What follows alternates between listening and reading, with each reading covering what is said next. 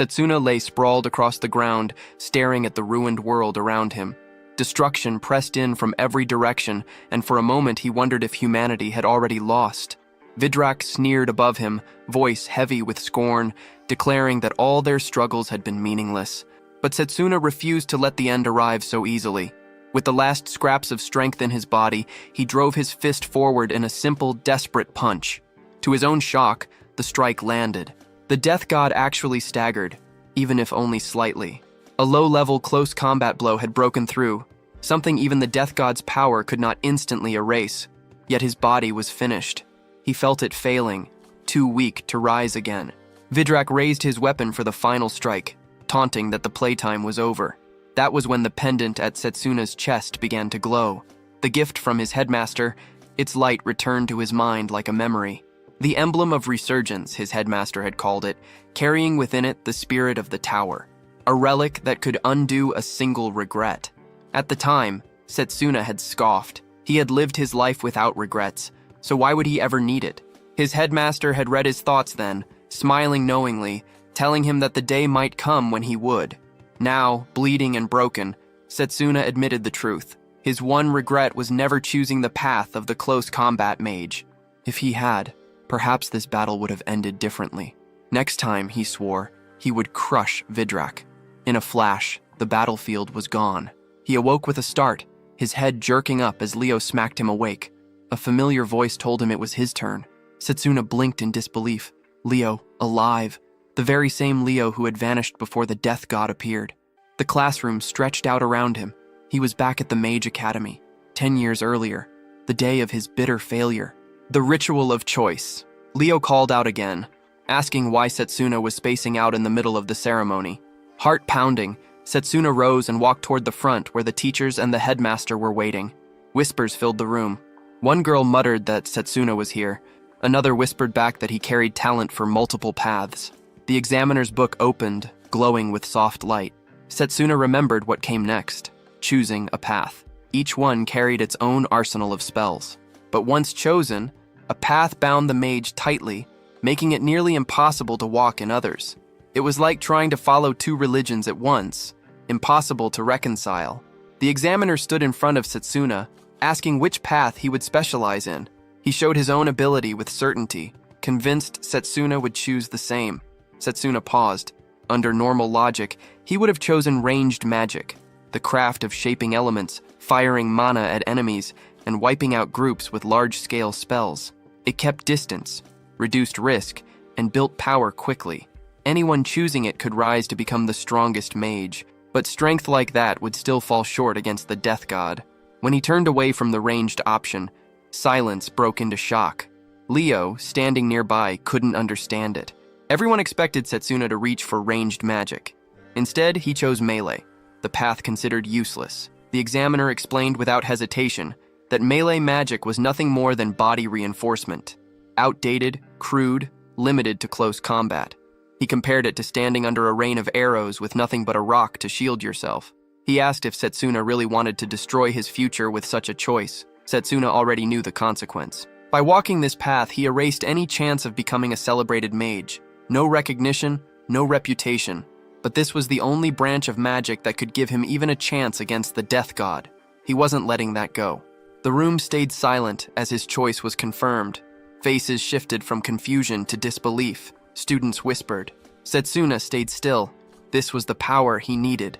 A collective gasp spread as the decision locked in. Silas, head of ranged magic, shut his book with a sigh. He admitted he had arranged everything for Setsuna, certain the boy would bring him recognition by becoming the greatest ranged mage. That plan collapsed in an instant. Setsuna didn't care. Silas's ambitions meant nothing. In 10 years, the world itself would be gone. In 5, the death god would appear. No title or honor would stop that. Even carrying the memories of his past life, Setsuna knew he had stepped into something he wasn't ready for. He had no real experience in melee combat, but it didn't matter. Against the death god, this was the only choice that made sense. He had no choice but to master it within 5 years. Once the ritual ended, the students were ordered back to their departments. Setsuna stood there, not even sure where his own classroom was. He searched for Leo but found nothing. He asked a boy nearby for directions, but the kid, with a girl at his side, brushed him off, claiming they were late. Others were already moving in groups, ignoring him, whispering behind his back. The road ahead wouldn't be easy. He knew it, and still, he had to walk it. A voice cut through the crowd saying the rumors about Setsuna being a prodigy were wrong, that maybe he was just an idiot. Another boy added he probably chose melee just to keep the attention on himself. Setsuna thought back to how differently everyone had acted before. The shift was obvious. It was because of his choice. He remembered the map in the central garden and decided to check it. On the way there, the sound of a fireball cut the air. He turned and saw a girl snuffing out the flames with ease. She stood her ground, demanding the boy give back what her mother had given her. 3 of them, ranged magic students. The biggest one waved a brooch, claiming it was an artifact holding mana. Another sneered, saying it was wasted on a commoner like her, that they would use it better. Setsuna recognized her, a student from the melee department. She was standing alone against them. The leader mocked her, saying if she wanted the brooch back, she'd have to take it with her useless melee magic before throwing more fireballs her way. The girl responded with a physical boost, the core trait of melee magic, her body reinforced. It gave her speed and strength, but nothing to close the gap. Against enemies who could stand back and cast at will, it was a losing game. Still, she refused to yield. She shouted that the brooch was her mother's, saved for years, and she wasn't about to hand it over. Mana crackled at her side. A blade of pure energy took form. Setsuna's eyes locked on it, a mana blade. He knew what it was, but he also knew the truth. Against 3 ranged students, it wouldn't be enough. The ranged magic student mocked her, saying she was trembling and doubting she could ever reach him with that short blade. He hurled another fireball, forcing her to retreat. He laughed, claiming it was just as he had predicted. She couldn't even touch them. With a cruel grin, he launched another shot, mocking her life as nothing more than the same, always out of reach. Before the flames struck, Setsuna moved in, dragging the girl out of the line of fire. He asked if she knew the location of the melee classroom and if she could guide him. One of the bullies noticed who it was, Setsuna, and assumed he had chosen melee magic too. The leader's grin widened, calling it good news. Now he could crush him without rushing. Setsuna stood steady. He admitted melee magic was seen as weak, but since he had chosen it, he would bend it to his will. Victory, he said, wasn't decided by the type of magic used. The girl panicked, warning him to stop, reminding him that these were upperclassmen and he would get hurt. The leader ignored her, unleashing another barrage of fireballs, declaring it was already too late. Setsuna focused. Mana channeled into his legs, physical boost sharp and precise. He darted forward, slipping past the fireballs with blistering speed. He thought it would be simple, but then questioned himself. What if he pushed it further? He noticed the boy's reliance on fireballs. Only fire. Nothing else. That had to be his limit. Setsuna called it out, which drove the boy into rage. Shouting at him to shut up, he demanded to know how Setsuna was moving that fast. He swore he wouldn't be beaten. Fueled by anger, the boy conjured a massive fireball with both hands, pouring everything into one blow. Setsuna answered by forming a sword from his mana, cutting through the blazing sphere in a single strike. The onlookers froze. The girl, stunned, asked if it was even possible to cut through a spell. Setsuna explained it simply. Mage battles always came down to control of mana. Even without huge reserves, his precision had always been his edge. He tested the blade, realizing it carried more potential than expected. If he combined speed with raw strength, he might turn it into something sharper. The boy ground his teeth, vowing to unleash something stronger. The fat one told him to stop, and the other warned that if he went any further, an instructor would show up. The boy ignored his companions, refusing to stop. He began chanting, but before the spell could form, Setsuna closed the distance in a blur. His fist, reinforced with mana, slammed into the boy's chest and sent him stumbling back. Setsuna tightened his hand, recognizing how practical that strike would be in close combat. One of the bystanders muttered in disbelief, questioning if melee magic wasn't supposed to be the weakest path. The only difference was that Setsuna was the one using it, yet somehow it carried weight. Setsuna demanded the brooch. The fat boy hesitated, then gave it up, deciding it wasn't worth pushing the fight any further. The two supported their injured leader and dragged him away. Setsuna handed the brooch back to the girl, reminding her of its value. She clutched his hand, grateful, and introduced herself as Layla Rose. She offered her hand with a smile, and he gave his name in return. She shook his hand firmly, remarking that she already knew who he was, famous for his rare affinity with every branch of magic. Then she asked why he had chosen melee. Setsuna paused, unwilling to share the Instead, he asked if she could take him to their classroom. Layla wondered aloud if orientation had already started. Together they ran toward the far end of the academy, where the melee department had been tucked away. Setsuna couldn't help but feel it was deliberate, a reminder of how little value the path was given. As they moved, Layla asked about the mana blade. Could he teach her? Setsuna explained he had simply applied his mana control to the technique. With enough practice, other combat forms should be possible. Since spell disintegration hadn't weakened the blade, mastery of melee magic might give him the edge he needed against the death god. He carried another purpose as well, preparing for the invasion that was certain to come. His thoughts slipped to the past, back to a quiet moment of tea with the headmaster. The old man had removed his gloves, revealing 2 marks etched into his hands. The one on the right was the symbol of summoning magic, but the one on the left was unknown, a design Setsuna had never seen. Setsuna had asked, but the headmaster told him the time would come when he would explain, entrusting him with the secret.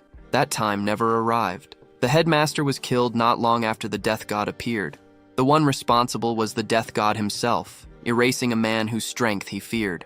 Setsuna believed that uncovering the secret of the second path of magic might give him the strength to alter the world's fate. Layla guided him to a building, telling him they had arrived. He wondered how he could draw the headmaster's attention through melee magic. The instructor met him with scorn, criticizing him even though he wasn't late. Arriving with the girl only seemed to make it worse. When Layla tried to explain, the instructor cut her off, snapping that the days of bragging about Setsuna's grades were finished. He stepped closer, sneering, and reminded Setsuna that he belonged to the melee division, the outcasts of the academy. Setsuna shoved the man's hand aside, irritated by the pointless words. He asked why a melee instructor would insult the very field he was supposed to teach. The instructor's face twisted. He grabbed Setsuna's collar and demanded to know how he dared to talk back. Setsuna didn't flinch. He told him melee magic had potential. That was exactly why he chose it. The instructor scoffed, certain that arrogance wouldn't last. He turned away and threw out a challenge. If Setsuna really believed in melee magic, he should prove it. Nearby, students were trying to crack a large stone with their spells. One boy staggered back after hitting it, the surface untouched. The instructor barked at them, calling this their first test. Inside every rock was a crystal the size of a fish, and their task was to extract it within the time limit. Failure meant punishment. The clock ticked down. None of the students had even chipped the surface. Complaints spread. The rocks were too hard. How could they succeed when they had barely begun training? One muttered that the instructor was venting his anger at not being promoted. The instructor then called Setsuna out. He pointed at the largest rock and ordered him to show what melee magic could actually do. 10 minutes. That was all. Layla protested, shocked. The rock was bigger than the others. 10 minutes wouldn't be close to enough. The instructor only smirked and held up the timer, pointing out that they had already lost a full minute. Setsuna stepped forward and placed his hand on the stone. The instructor scoffed, asking if he really believed he could manage it.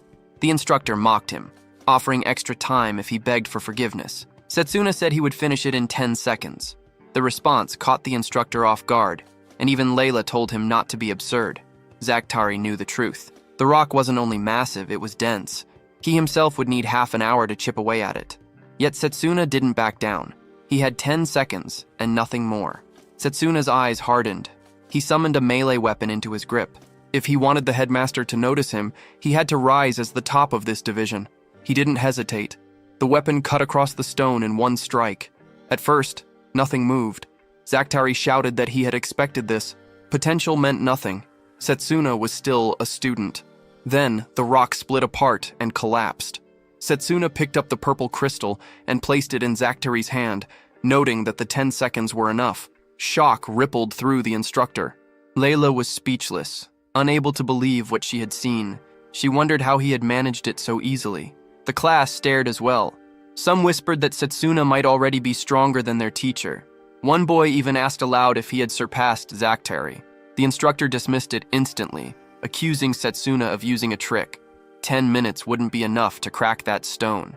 There was no way it was done fairly. Setsuna's tone stayed cold. If it took Zakhtari 10 minutes, maybe he should sit with the other students and learn. The words cut deep. Zakhtari's face twisted with rage, ready to fire back, But another figure appeared. Lionel grabbed him by the collar. He asked if Zacteri was really bullying his students. His voice dragged with a yawn, saying he had only come because the noise ruined his nap. He told them plainly that Setsuna hadn't cheated. He had sensed the mana lines in the stone and hit its weakest point. Lionel turned his glare on Zacteri, questioning how an instructor could be blind to something so simple. Then Lionel ordered him to demonstrate a mana guard. Dropping into stance, Lionel added that since Zacteri believed in his own lessons so much, he should be able to survive. Zacteri stammered, trying to object. Lionel shoved him anyway, sending him crashing into a wall. Setsuna watched the impact and understood. Lionel had crushed Zacteri's mana guard without effort. The man was on another level. Lionel clapped Setsuna on the back, acknowledging his skill. For melee magic, he said it was more than enough, and there was no need to push himself so far. Setsuna's reply was sharp. He had no intention of losing to any department. He would climb to the top and surpass them all. Lionel let out a short laugh at the resolve. That was the attitude he wanted to see. He asked if there was a spell Setsuna had in mind to learn, offering to teach it if there was. Quietly, Lionel thought back to another student with the same fire in his eyes. He considered that Setsuna could one day stand as the department's representative, but for now, he was still a rival who couldn't be ignored. He gave his name, stating he was the head instructor of the melee division. He welcomed them all and announced that they would already be choosing a representative for the intramural contest, even though it was early. The intramural contest was a fight between the 8 magic departments, each putting forth a champion. Those chosen would clash in a tournament until one stood as victor. Setsuna recalled that in his last timeline, he had won the contest under the ranged division, earning the headmaster's trust. This was exactly why he needed to win it again. Then his eyes caught a fortified stone nearby. Lionel explained that another student had already pulled out a crystal just like him, and not with a blade, but with his bare hands. Both fragments had come from Drago Okerd. Drago stepped forward, calling out to Setsuna. He wanted to know why a prodigy like him had chosen the melee path. Setsuna told him he had his reasons. Drago laughed it off and demanded to know what he thought he could achieve with such a weak body. He revealed his own background. Generations of melee mages, 17 years of brutal physical training. Drago flexed his strength, his punch shaking the ground, air cracking under the force. He fixed his eyes on Setsuna, his mouth twisted into a smirk, and threw a strike aimed at his face. It wasn't just a blow, it was a challenge. If Setsuna wanted to represent the department, he would have to prove it. Setsuna answered that the intramural wasn't just raw power, but skill. As the only student marked as renown within the melee division, he was already in the running, and he accepted the duel. Before the clash could begin, Lionel stepped between them. He declared that the duel would take place in 1 week. Drago, clearly displeased, warned Setsuna not to back out. If he called himself a melee mage, then he should fight with honor. As he walked away, one of the boys whispered about who would win, while a girl declared her certainty that Drago would take the victory.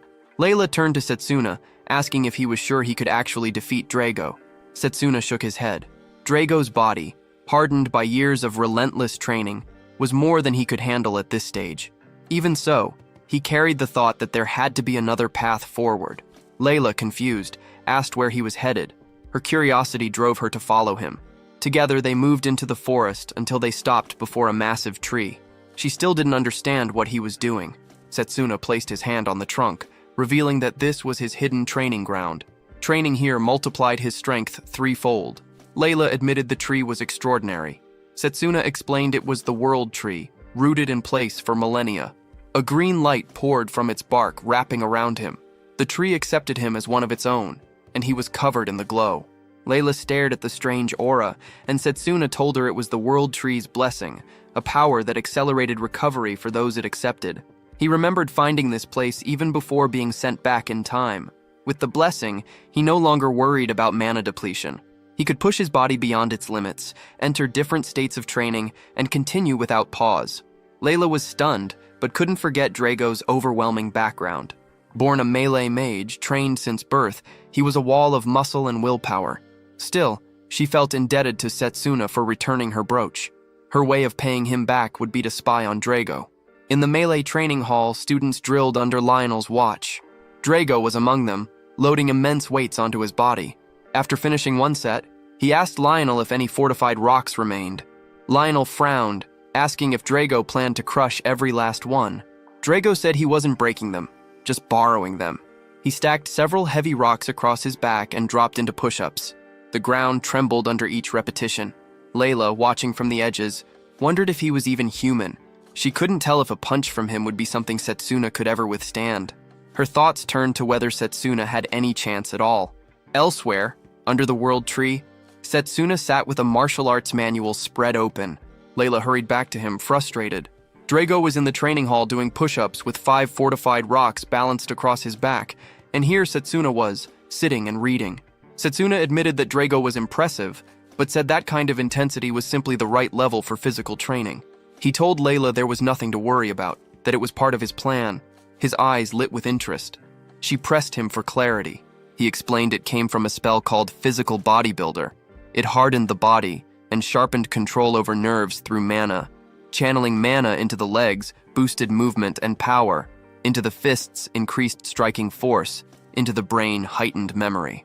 He tossed the manual aside, saying he had already memorized everything and was eager to test it. Spotting a fallen leaf, he cut it clean with a swift kick. He formed a mana blade and sliced through others hanging above.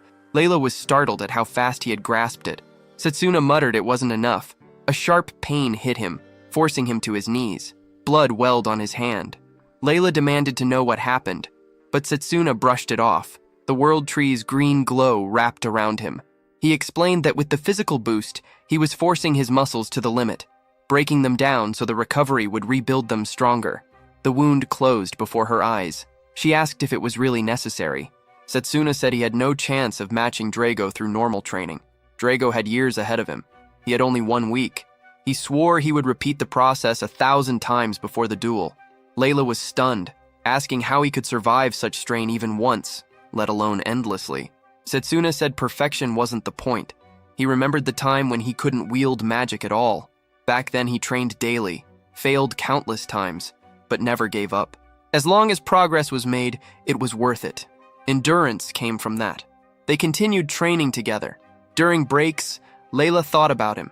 People always called him gifted, but she saw the truth. His strength came from work no one else could match. Now, Setsuna was lifting crushing weight while grinding through push-ups. Finally, the duel day arrived. Setsuna stood across from Drago on the battleground, the crowd thick around them. Drago's voice cut through, mocking that at least Setsuna hadn't run away. Setsuna declared he would not back down. He wanted to stand as the department's representative. Lionel confirmed both fighters were ready, and when their eyes locked, he gave the signal to start. Setsuna rushed forward first, throwing a sharp left hook. Drago caught it on his forearms, using them as a wall, but even then the impact forced him backward. Setsuna recognized at once that Drago had raised his mana guard to take the blow. Drago countered with a punch so heavy the air itself seemed to split, the shock pressing into the crowd until they couldn't even track the strike. When the dust shifted, it was clear Setsuna had slipped out of range without effort. The audience froze in disbelief, questioning if either of them had truly undergone the ritual only a week ago. Setsuna admitted that if that hit had landed clean, he would have been hurt. Drago, grinding his teeth, unleashed a flurry of fists. Setsuna weaved through them, blocking and sidestepping, which only stoked Drago's temper further. Drago barked that hiding behind defense was all Setsuna could manage, mocking his weak frame. Layla doubted the single week of training could be enough for Setsuna to close the gap. Lionel, watching, judged that Setsuna looked to be on the losing end. Drago snapped out a kick, but again Setsuna's guard held. Lionel noted under his breath that Setsuna's use of mana control was guiding the parries, deflecting power instead of taking it head-on. Drago's anger boiled over. He spat that elites like Setsuna always scorned melee magic and raged about his family being treated as lesser for generations because of it. Fury sharpened his edge as he summoned a sword, vowing to put Setsuna down. Setsuna drew his own blade in response. Both surged forward, weapons colliding in a thunderous strike.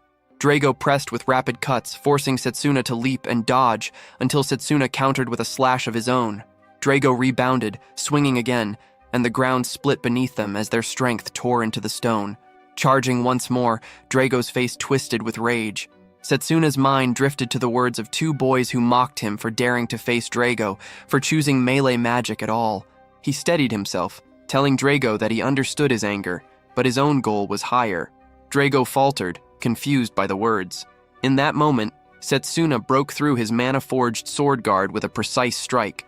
Drago staggered from the strike, but quickly snapped back and landed another hit on Setsuna. Setsuna shifted into physical boost acceleration, his speed jumping as he countered with a clean blow of his own. Layla noticed Drago beginning to feel the impact of Setsuna's attacks. Lionel observed that while Drago fought with power and control, Setsuna's mana use and physical boosts were matching him step for step. To break through Drago's defense, Setsuna would need to force an opening. Setsuna pressed forward.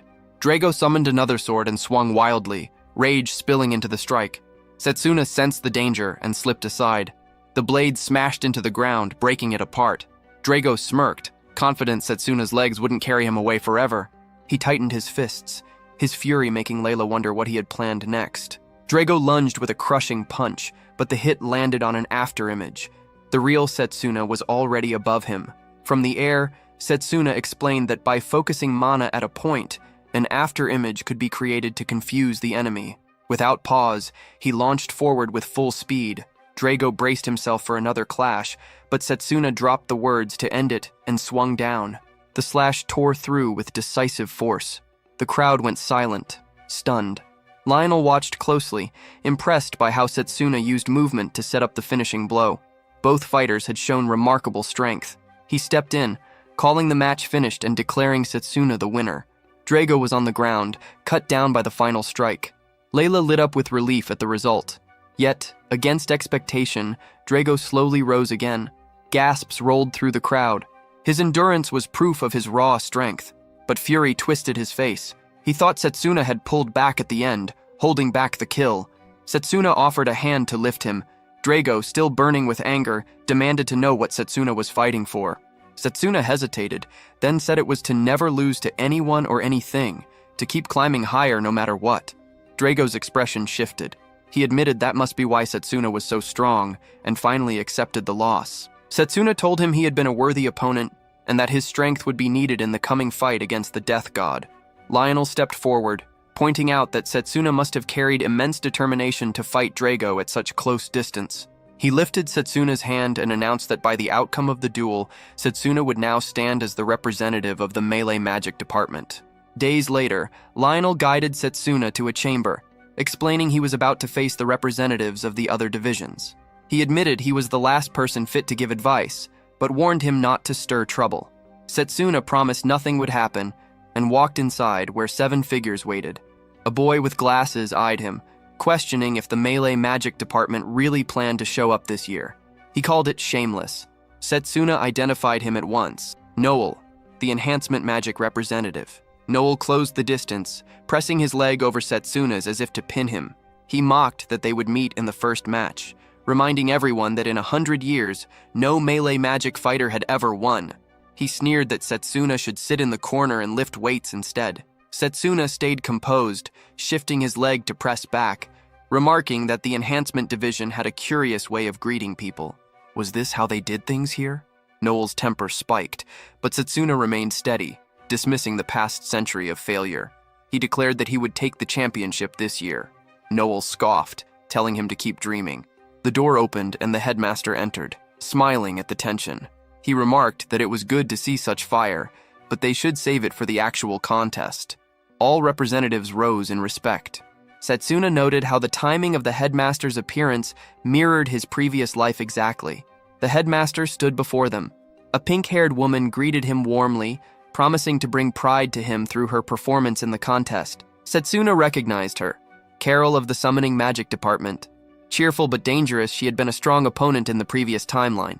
He had held back then, but that didn't mean he could take her lightly now. The headmaster congratulated them for being chosen as champions of their divisions. He said it pleased him to see 8 strong students gathered together. Then he explained that the matchups for the intramural contest had already been drawn, and it would be fought one-on-one in tournament form. The opening match was set for the melee magic and enhancement magic representatives. The second would pair healing magic against raising magic. The third would pit formation against summon magic.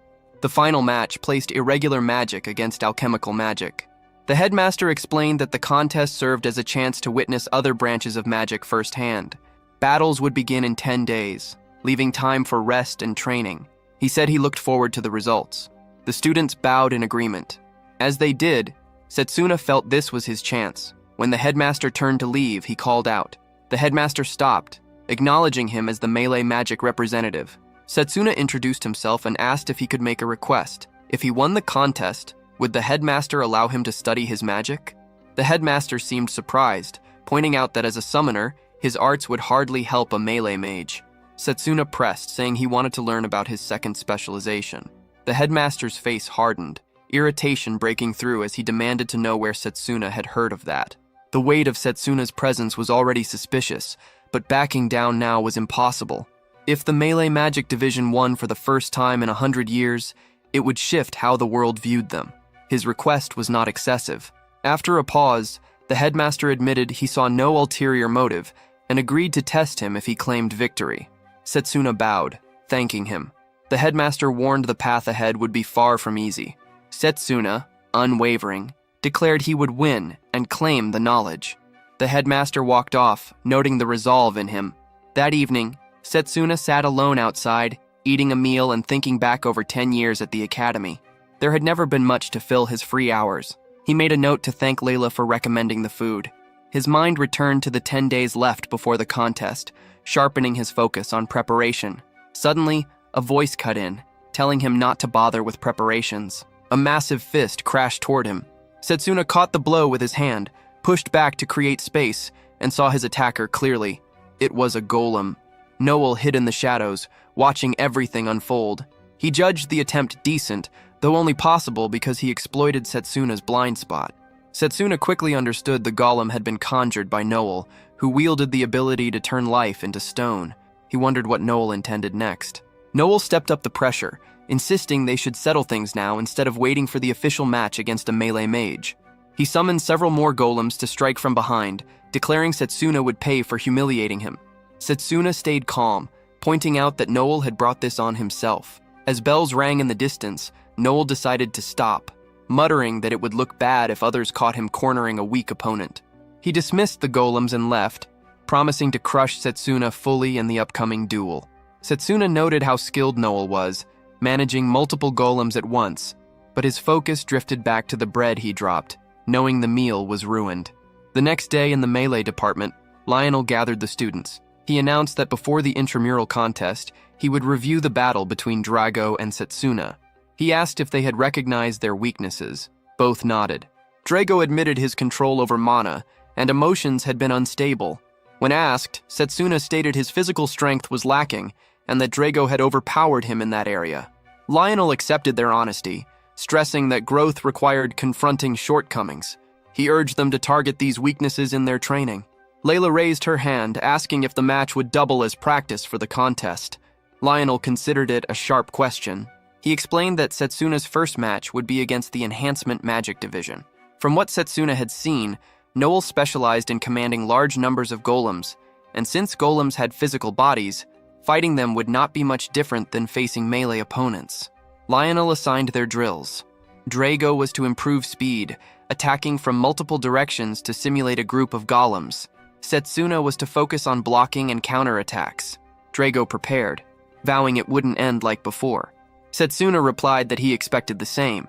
Drago lunged with a punch, but Setsuna slipped aside. Drago thought he might have expected the strike from the right, yet before Setsuna could react, the second fist connected. Setsuna realized his response had been a fraction too late. Lionel pointed out Drago's balance of speed and power, noting the strength of his defense, then told him to use footwork to counter Setsuna's movements. Setsuna acknowledged the advice, stepped back, and prepared his own punch. Time passed until both fighters lay on the ground, worn out. Drago gave thanks for the bout. Lionel approached, saying their movements had been sharp and that in a few days they should handle golems without issue. He handed them water, and Setsuna, taking a bottle, said he would not lower his guard. Lionel observed Drago's strong foundation and Setsuna's sharp instincts, seeing how fast both were growing. The contest day arrived. Excitement filled the crowd as the host announced the 781st intramural contest. Out of the 8 department representatives, only one would stand above the rest. Setsuna and Noel faced each other, ready for their match. The host invited the audience to place their bets. Most backed Noel, scoffing at the idea of wagering on a melee mage. A boy previously beaten by Setsuna walked up. telling him to win and prove who truly held control. In the stands, Akhtar from the ranged magic division arrived, calm despite his own upcoming fight. Everyone knew the winner here would face him next. The host explained that each round would have a stage chosen at random, and for this match, it was the desert. Noel smirked, pointing out how fortune had abandoned Setsuna again. A group of kids in the audience shouted support for Noel, convinced that a melee mage would fall easily. Another boy sneered, saying it felt good to face the weakest department in the academy. Layla, hearing it, shouted back, promising they would regret their words once the fight ended. As she moved toward them, Lionel stepped in, cooling her down. The host called for the battle to start. Noel picked up a stone, asking if Setsuna knew what it was. Setsuna considered that it might be a piece of fortified rock. Noel explained that when the fortified stone mixed with the sand, it produced golems. Right on cue, a creature of hardened rock rose from the ground, blades sliding uselessly against its body. He pulled out a pouch filled with more stones and scattered them across the arena. One after another, golems erupted from the sand. He told Setsuna they would see how long he could last. Layla watched in disbelief at the sheer number of creatures Noel was able to summon. Noel boasted that in the desert, he could create as many as he wanted, and Setsuna's melee magic couldn't even compare. In the stands, one boy declared the outcome obvious while another mocked Setsuna for standing there at all.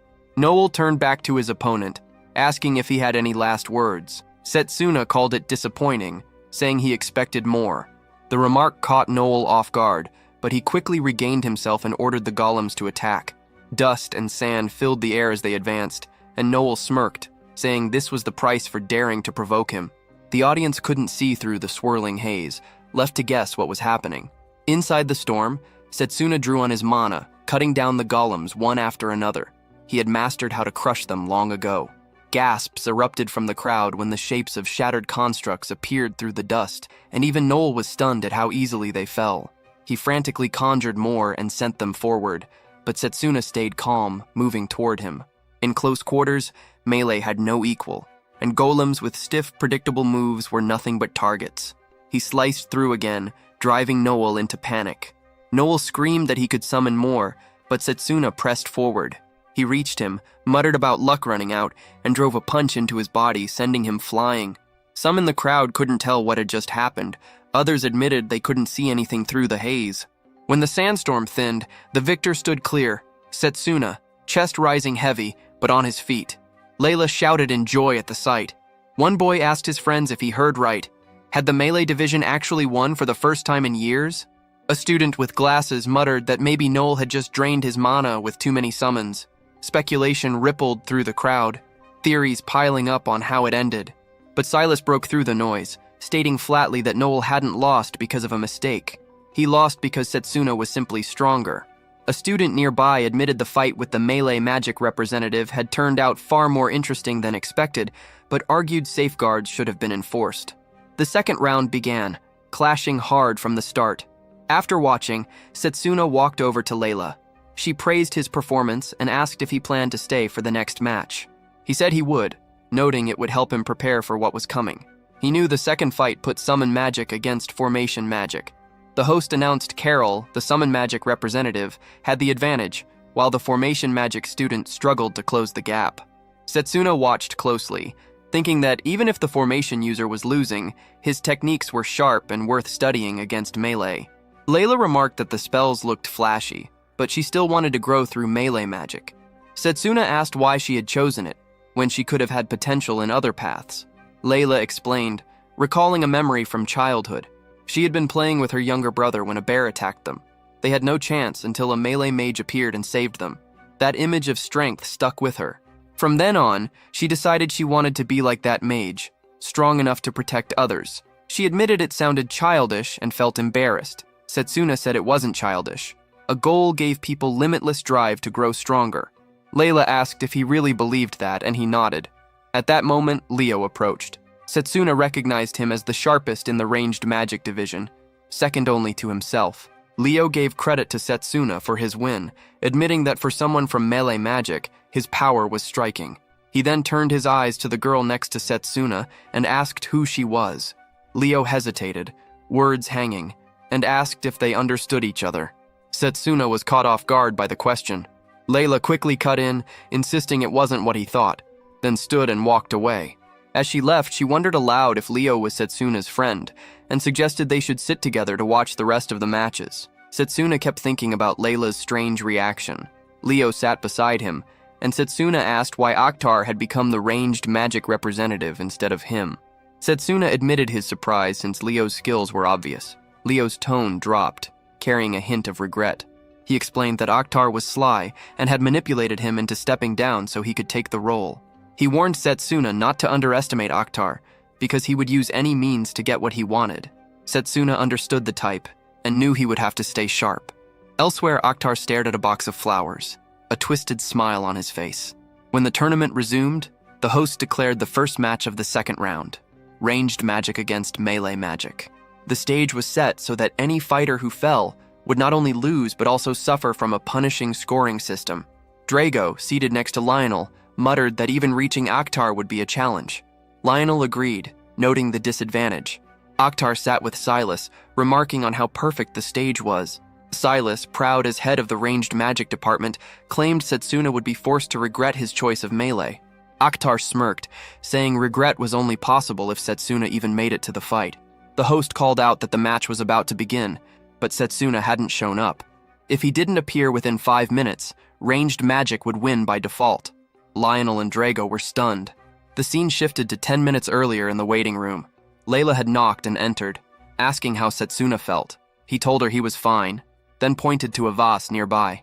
He explained it was a magic tool that activated on touch, draining a huge amount of mana from anyone who handled it. She was shocked, wondering why something so dangerous was there. He said it was planted to cripple him before the match, another assassination attempt, the 7th so far. When she asked if he had been harmed, he told her not to worry. He had already dealt with it. Setsuna recognized Akhtar's hand in this, precise and careful, leaving no sign that could trace back to him. A knock echoed at the door, and 3 children stepped in carrying a bouquet, asking Layla to pass it to Setsuna. She questioned why children were even there. One boy explained that a man had sent them to deliver it. When they looked around, no one else was present. Layla thought it strange, believing Setsuna should have received it directly. The boy added that the man had been insistent. As one of the children holding the bouquet grew dizzy and collapsed, Setsuna caught sight of dark marks on her neck, marks he had seen during the war. He kicked the bouquet away at once.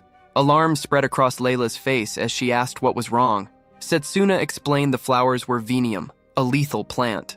The children's condition worsened, and fury built in him. He muttered in anger at how far people would go to twist lives and use innocence as tools. He knew if they weren't treated immediately, they wouldn't make it, but only a healing mage could truly diagnose and cure the poison. Layla, just as shaken, said their lives were slipping away. She rushed out orders telling him to keep his distance too, since the poison could spread with contact. She insisted she would be fine and pulled out a brooch, asking him to trust her. Setsuna realized it was a mana vessel. Layla explained her mother had stored healing spells inside for emergencies. She activated it, releasing healing energy, and the marks on the children began to fade. She admitted her mother had never imagined the artifact being used in such a way. Setsuna gave a sharp nod, thankful, then pushed the poisoned bouquet farther away, swearing he would handle the rest. He knew Venium released its deadliest toxins when blooming, and it had to be destroyed before it spread further, but if he tried to burn it here, the poison would drift across the arena. Already feeling its effect crawling into his body, he hurled the bouquet toward the world tree. With a surge of mana, he cut through it, launching the toxic flowers high into the air and away from the crowd. Flames consumed it, and as the smoke rose, the poison thinned, letting his strength return. Meanwhile, in the arena, the audience whispered about Setsuna's absence. Some speculated he had run away in fear. The host, checking the time, announced that Setsuna would be disqualified. The host was about to declare Akhtar the winner when Setsuna appeared, cutting him off and making it clear the fight wasn't finished. Akhtar greeted his arrival with a twisted smile, claiming the gift he had arranged to celebrate Setsuna's first victory had suited him perfectly. Setsuna called him out for relying on cheap tricks, poisoning him, and dragging innocent children into the scheme. Akhtar pretended not to understand, brushing it off, saying there was nothing serious about it, and that the children would be proud to have helped secure his win. The words only sharpened Setsuna's fury. The host gave the signal for the match to begin. Akhtar struck first, launching star-twisted magic across the arena, but Setsuna evaded each blast with quick movements. Drago, watching from the edge, suspected something had happened before the fight because Setsuna's mana flow looked unstable. Setsuna himself understood. The World Tree had purged most of the poison from his body, but enough remained to slow him down. Wave after wave of attacks rained down, forcing Setsuna to leap and dodge without pause. Akhtar mocked him with every step, claiming the melee magic representative was only good for defending. Silas, hidden among the crowd, muttered that his preparations had worked. Even if Setsuna gave his all, this fight was locked against him. Setsuna scanned the stands and realized Layla wasn't back yet. He wondered if the poisoned children had pulled through. Akhtar caught his distraction and jeered, saying he looked tired and unfocused. From the stands, voices rose. One boy sneering that running was all melee fighters knew. Another doubting Setsuna could ever stand against ranged magic. Akhtar unleashed another strike, this time promising the finish. Setsuna planted his feet, determined to block it with his mana guard, but when he raised it, the defense shattered instantly, and the force tore into him, leaving his body wrecked. Akhtar laughed, pointing to his battered form, calling it pathetic. Setsuna dragged himself upright, bloodied but steady, and demanded to know why Akhtar had stopped pressing him. He asked when the range department had ever shown weakness, why Akhtar wasn't driving him into the ground instead of wasting time. Even through pain, Setsuna studied his opponent, piecing together his intent.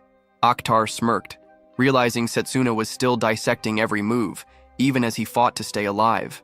Akhtar found Setsuna intriguing and forced him to take in his surroundings. Setsuna realized he was cornered, standing on a narrow stretch of land with molten lava cutting off every escape. From the stands, a boy shouted that he was completely trapped. Akhtar declared his pursuit of perfection and claimed Setsuna had moved exactly as he planned. With his storm cannon prepared, he announced the end. At that moment, Layla entered the arena and shouted that the children were safe. Relief crossed Setsuna's face. He smiled, finally able to fight without restraint. His preparations were complete. A sudden surge of mana poured from him, leaving Akhtar stunned. He couldn't understand how Setsuna had gathered so much energy. Setsuna revealed that he had been using physical boosts to stimulate his cells, purging the poison from his blood while Akhtar wasted time showing off. He said Akhtar had only dug his own grave. Furious, Akhtar lashed back that Setsuna's body was still in ruins. Silas, watching closely, urged Akhtar to end it, claiming Setsuna was bluffing. Akhtar unleashed his attack, but Setsuna knew he had almost no mana left. He was down to one strike. Gathering the last of his strength, he cut through the storm cannon with his blade. The sudden counter shocked both Drago and Akhtar. The redirected blast shot back toward Akhtar, who quickly nullified it, mocking the idea that he would just stand still and take the hit. He claimed it was Setsuna who would bury himself today. But by the time he looked again, Setsuna had already closed the gap, blade drawn. Setsuna smirked, declaring that Akhtar had underestimated him. Fear replaced confidence in Akhtar's eyes. He begged for mercy, stammering apologies, but Setsuna struck him hard with his sword, knocking him flat. Coldly, Setsuna said the apologies belonged to the children, not him. The host announced Setsuna as the winner. Cheers began to rise, but the ground beneath them shifted, sliding apart. Both fighters were thrown off balance, teetering on the edge. Gasps erupted from the crowd. As they fell, Setsuna noticed Akhtar was already unconscious and at risk of being lost completely. Forcing his body into control, Setsuna stabilized himself and caught Akhtar before he dropped any farther. For a moment, he wondered if he had been too late. At that moment, Carol appeared, summoning Fenrir to pull them out of danger. Setsuna immediately recognized the magic as hers. The crowd erupted as the beast swept in and hauled both of them to safety. Carol praised her summon and turned toward Setsuna with a smile, hoping he wouldn't object to her interference. Setsuna thanked her silently, knowing Carol stood out as a clear favorite to win the Entrain Roll contest. She was dangerous, and he understood he would have to prepare carefully for their clash. The audience remained stunned by the outcome. A boy insisted it couldn't have been just luck, while a girl whispered that no one could have predicted it. From the stands, the headmaster observed in silence. Silas, furious at Akhtar, spat out his contempt, swearing Setsuna would regret surviving. Setsuna rejoined Layla, Drago, and Lionel. Layla expressed her gratitude, while Drago, having heard what had happened, acknowledged his effort as well. Setsuna asked about the children, and Layla reassured him they were safe in the infirmary, and would recover soon. Relief washed over him. He had been worried far more than he wanted to admit. Then a strange sensation struck him, a pulse of killing intent that disappeared as quickly as it came. He turned sharply, scanning, while Layla questioned him. He brushed it off, though his thoughts stayed fixed on the brief flare of bloodlust. Something at the academy wasn't right. That night he stood near the rocks in the forest, counting the days. Only 1 week remained before the final match. He remembered the twisted energy he had felt during the tournament and told himself he had to push even further. Lionel arrived, questioning why Setsuna had chosen such an isolated spot to meet. Setsuna revealed that he wanted to learn a certain spell, Lionel's Comet Fist. Lionel let out a short laugh, admitting that people once called him that, and asked how Setsuna had heard the name. Setsuna's hands tightened into fists. He had first heard it in the Maze Army, before his return to the past. The Comet Fist was the name of a melee mage who once felled a dragon with a single strike. By the time Setsuna entered the army, that mage had already vanished. Now it was no longer a guess. Setsuna was convinced the head of his department was the same man. He straightened, determination carved into his stance, and lowered his head toward Lionel, ready to claim the forbidden magic for himself. Lionel explained that the Comet Fist was an ancient technique. Setsuna said it didn't matter. To him, Lionel was the strongest melee mage he had ever seen. Lionel asked why he was so desperate for power when he already seemed capable enough. Setsuna answered that it wasn't enough. He swore never to lose again, not even against an invincible opponent. Lionel laughed, calling him interesting, and agreed to teach him, but warned that the technique wasn't something any student should attempt so soon. He began drawing mana into his hand, the pressure so strong Setsuna felt it from where he stood. Lionel told him this was the Comet Fist. He had only used it twice, as the cost in mana was enormous, but one strike was all it took. He told Setsuna to pay close attention. With one punch into the ground, Lionel released a blast so heavy that the entire area shattered, debris tearing into the air. Setsuna stared, stunned. It was far beyond what he had imagined. Lionel explained that the technique required compressing huge amounts of mana into a single point, which made it hard to use in direct one-on-one battles like tournaments. He asked Setsuna if he still wanted it. Setsuna answered without hesitation that he did. Lionel agreed to begin and told him to follow. The scene shifted. Carol was drinking tea with a man who congratulated her for reaching the final.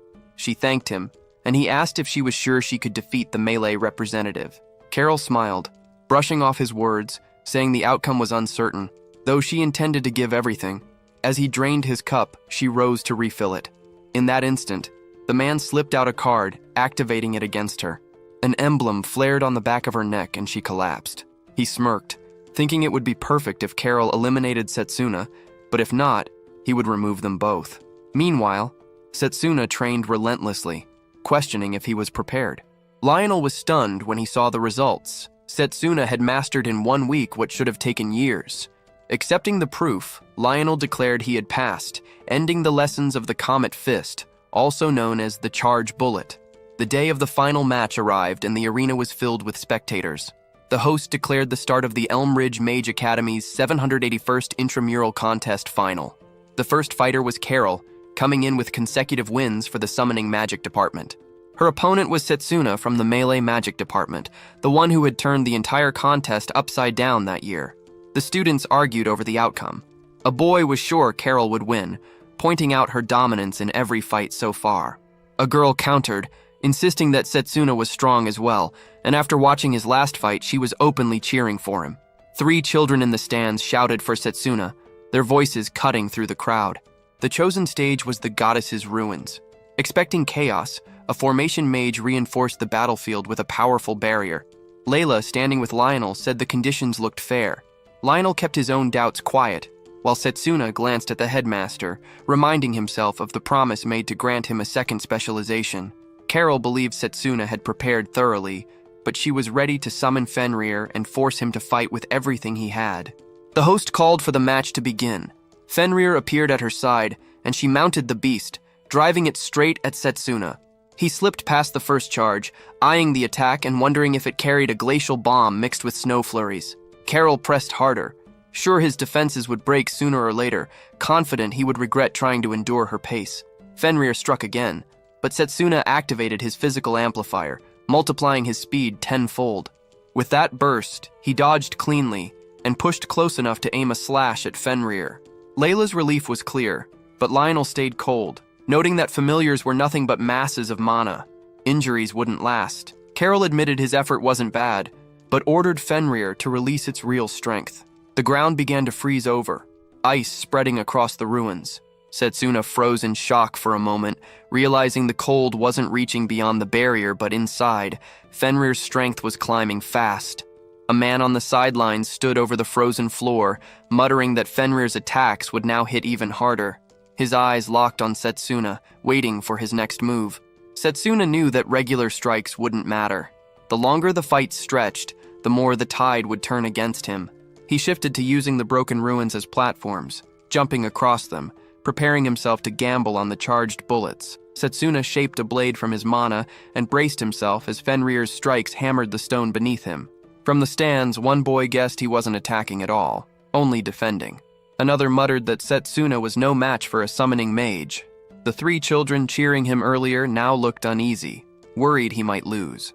Lionel studied the clash while Layla pressed him about what was wrong. He said nothing but knew the truth. The charged bullet could only be fired once, after enough mana was compressed, making it a hard move to rely on in a one-on-one fight.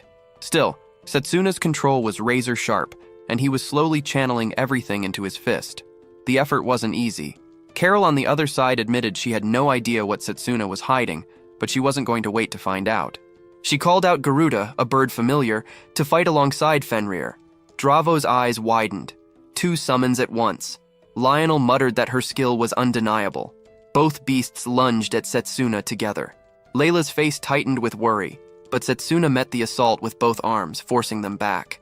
Calmly, he acknowledged that he had expected her trump card. Carol froze, shocked that he had stopped her attack at all. She couldn't understand how. Before Setsuna could push forward, his gaze caught a strange man at the edge of the arena. The man snapped his fingers, and Carol flinched as a black aura wrapped around her. Setsuna tensed, wondering if this was the death god's magic. Layla was sure it was, though the thought made no sense. Carol's voice broke into rambling, then twisted into a scream. Dark energy burst from her, and shadow creatures spilled into the arena, clawing toward Setsuna.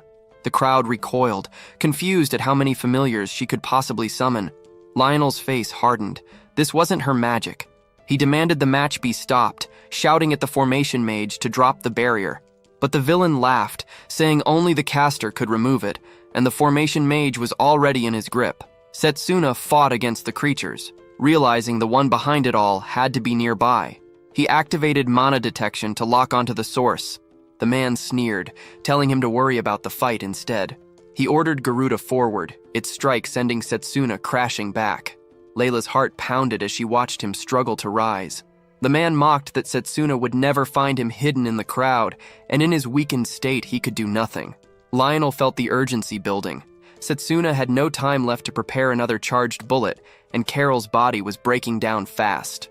If they stalled any longer, she would lose control of her magic and her life would be at risk. He knew someone was pulling the strings from the shadows. Carol still struggled, begging Setsuna to escape as the dark creatures pressed closer.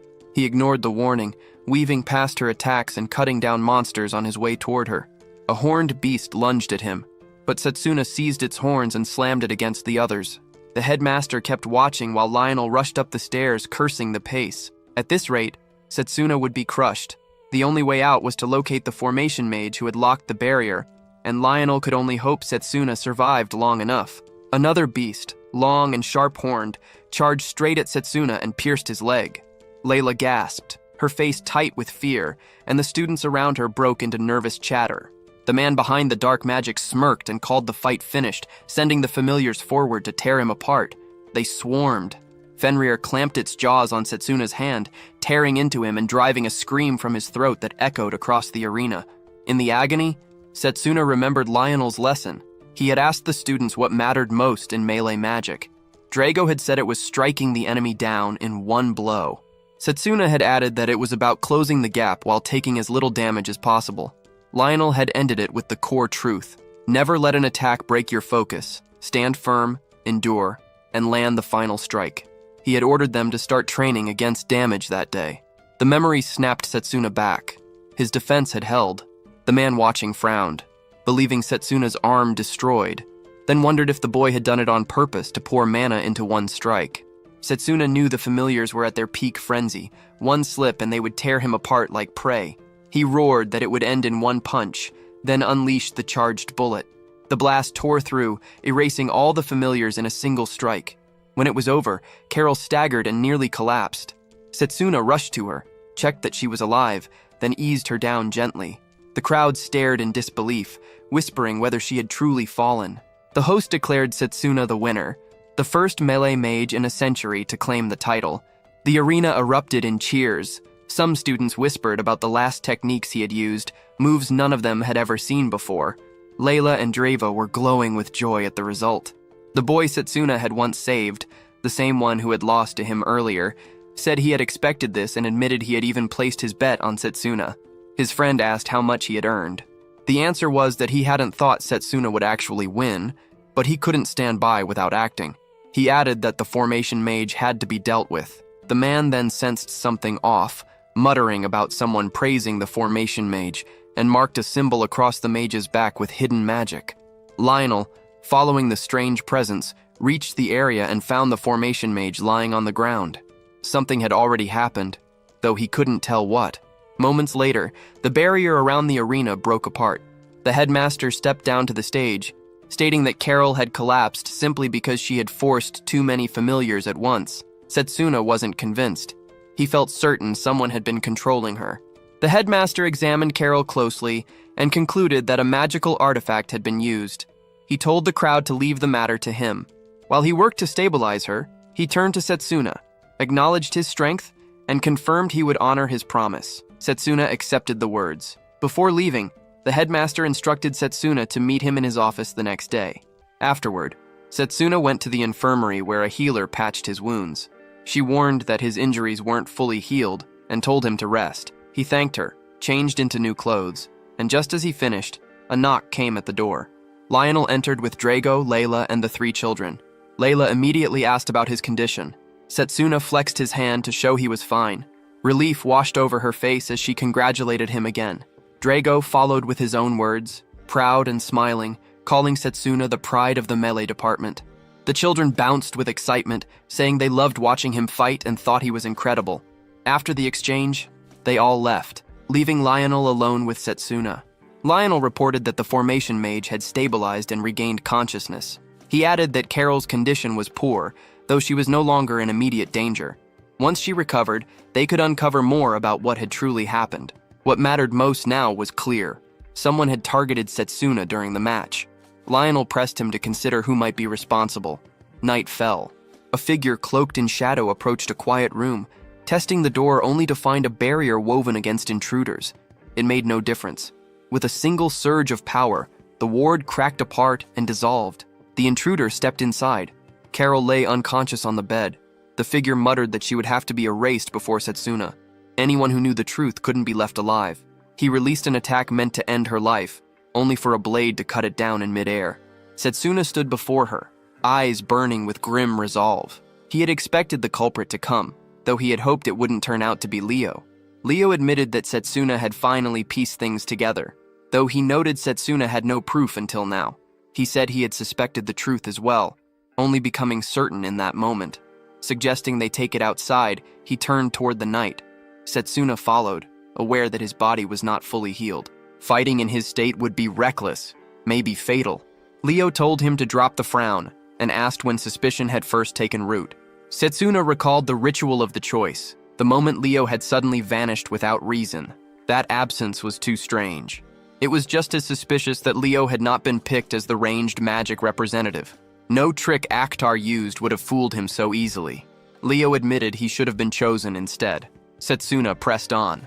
When he had seen Leo again that night, the doubt became certainty. Just as during the intramural final, he had sensed it, the power of the death god pulsing inside Leo. Leo said little, only stepping closer, his body flaring with shifting, unnatural auras. Red streaks burned across Leo's face as he pressed Setsuna on what he knew of the death god.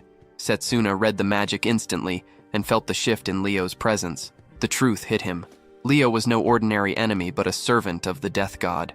If that was true, then stopping him was the only option.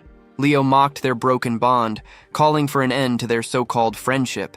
He wanted entertainment, even if it meant pain for Setsuna. Setsuna charged with a sword formed of mana, but Leo cut it in half with ease. The clash felt like a memory replaying itself. Leo boasted of the death god's trust, explaining that he had been given the power of disintegration, one ability among many. No spell Setsuna cast would ever reach him. Setsuna attacked again, only to be countered just as easily. But surrender wasn't an option. He noticed Leo only used disintegration when struck at directly, vanishing with speed that left him open for counterstrikes. Setsuna tried to flank him from behind, but again his blade was stopped. Leo sneered, claiming his perception outmatched Setsuna's every move. Injured but resolute, Setsuna conjured a fireball, muttering that the fight would have been easier if he weren't already wounded. The pain burned through him, but he forced his body steady. Leo admitted that Setsuna was still a troublesome opponent, surviving this long with nothing but grit. He said Setsuna might have been even stronger if he had been chosen by the ranged magic department, then laughed strangely, as though the choice had been his to make. Declaring the fight should end, he unleashed a crack of electricity, driving a spike into Setsuna's leg. Agony tore through him. The old wound from the final match had never closed, and it split open again under the strike. Setsuna clenched his teeth and demanded to know why Leo was doing this. Leo answered with cold indifference. No reason at all, only boredom.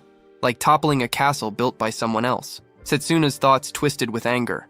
Leo had slaughtered and ruined lives for nothing, for whims. He shouted at him, questioning if the one before him was even the Leo he once knew. Leo snapped back, telling him to be silent, and prepared another attack. Setsuna knew his mana blade alone wouldn't be enough. To win, he needed a strike so powerful that even Leo's disintegration couldn't erase it.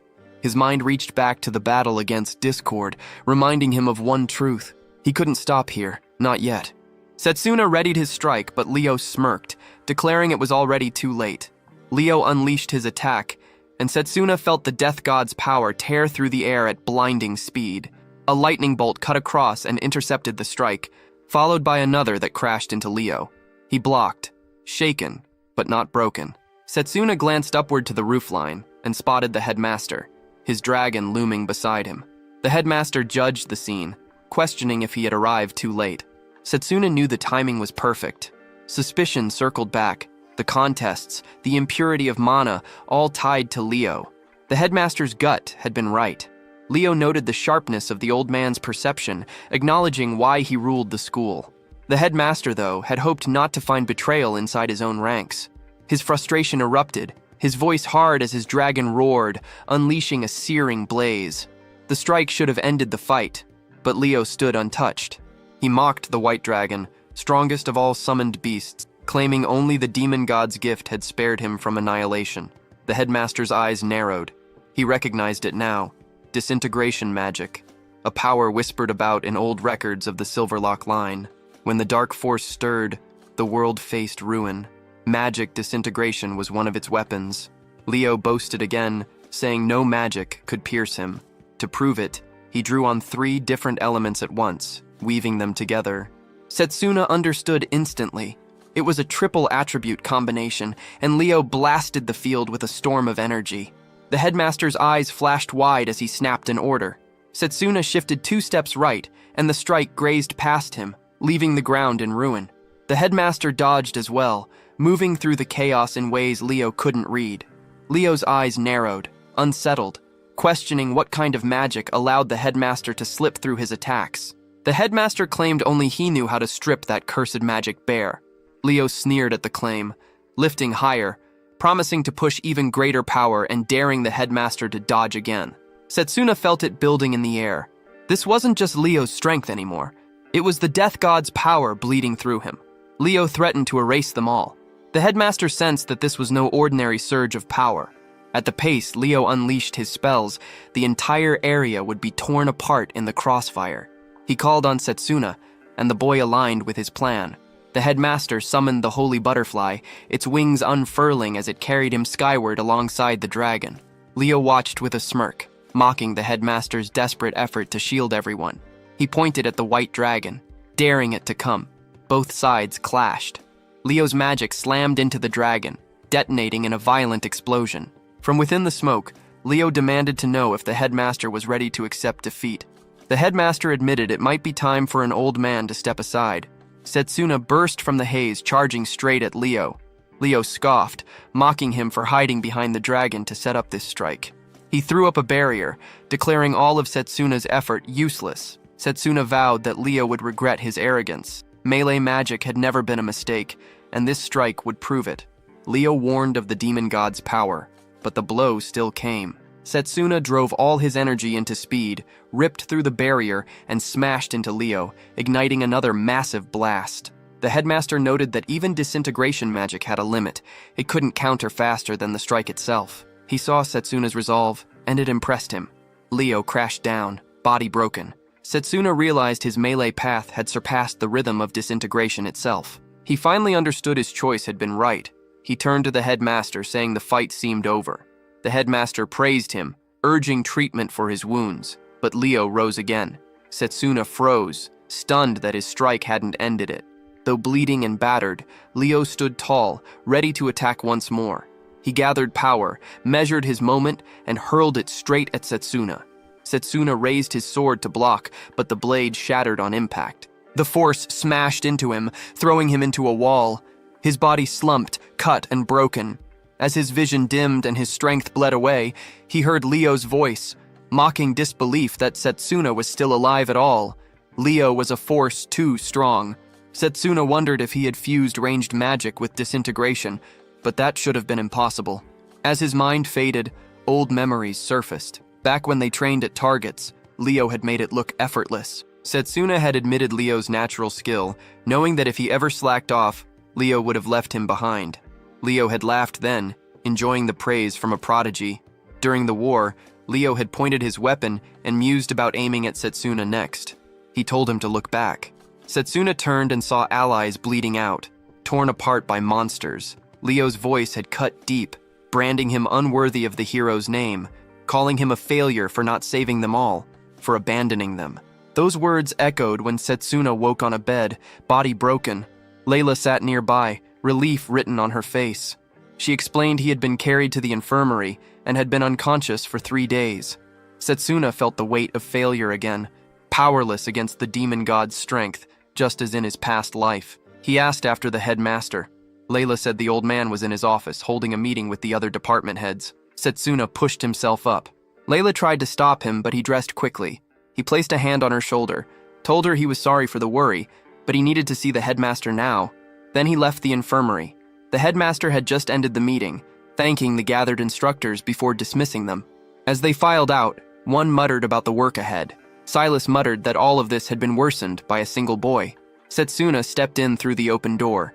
The headmaster smiled at the sight of him alive. Silas scowled, unimpressed. Lionel clapped Setsuna's shoulder, saying he had endured more than enough. They were all worried, but the details of what had happened could wait. When the others were gone, Setsuna faced the headmaster, weighed down by regret, blaming himself for all that had unfolded. He lifted his hand toward the old man, asking what happened after he blacked out. Pain stabbed through his body as he moved, and the headmaster reminded him his wounds were far from healed. The headmaster explained that after Setsuna collapsed, Leo admitted he wanted to finish the fight, but had already burned too much mana. He decided to withdraw, saying it would be more entertaining to face them again later. He opened a passage and vanished, leaving only a farewell for the headmaster, promising they would meet again if chance allowed. The headmaster thought to himself that even though it had been a golden chance to strike, whatever waited beyond that passage was too dangerous to pursue. A full confrontation would have to come another day. Setsuna sat down, lost in thought, bringing up the strange entity and the rift between dimensions, something the headmaster had also witnessed. The old man asked if Setsuna had any idea who it was and pressed further. How much did he actually know? Since Setsuna had even uncovered his secret magic, he wanted an explanation he could trust completely. Setsuna hesitated. Should he tell the truth now? Could he convince the headmaster that he came from the future? The headmaster pressed him, asking if there was a reason he couldn't speak. An idea struck. Setsuna told him to examine the amulet of resurgence. The headmaster, startled, studied it and recognized it as the blessing of the spirit of time, long gone from the world. If the amulet had already been used once, then time travel wasn't impossible. Setsuna admitted it outright. The headmaster had already pieced it together. He had come back from 10 years in the future after losing everything by using the amulet. He told him everything. The death god would destroy the world. The headmaster would die at his hands, cut down along with many others.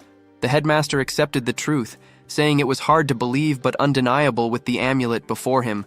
The spirit's power had carried Setsuna through time, but the trauma of that future must have been unbearable to force him to leap back an entire decade.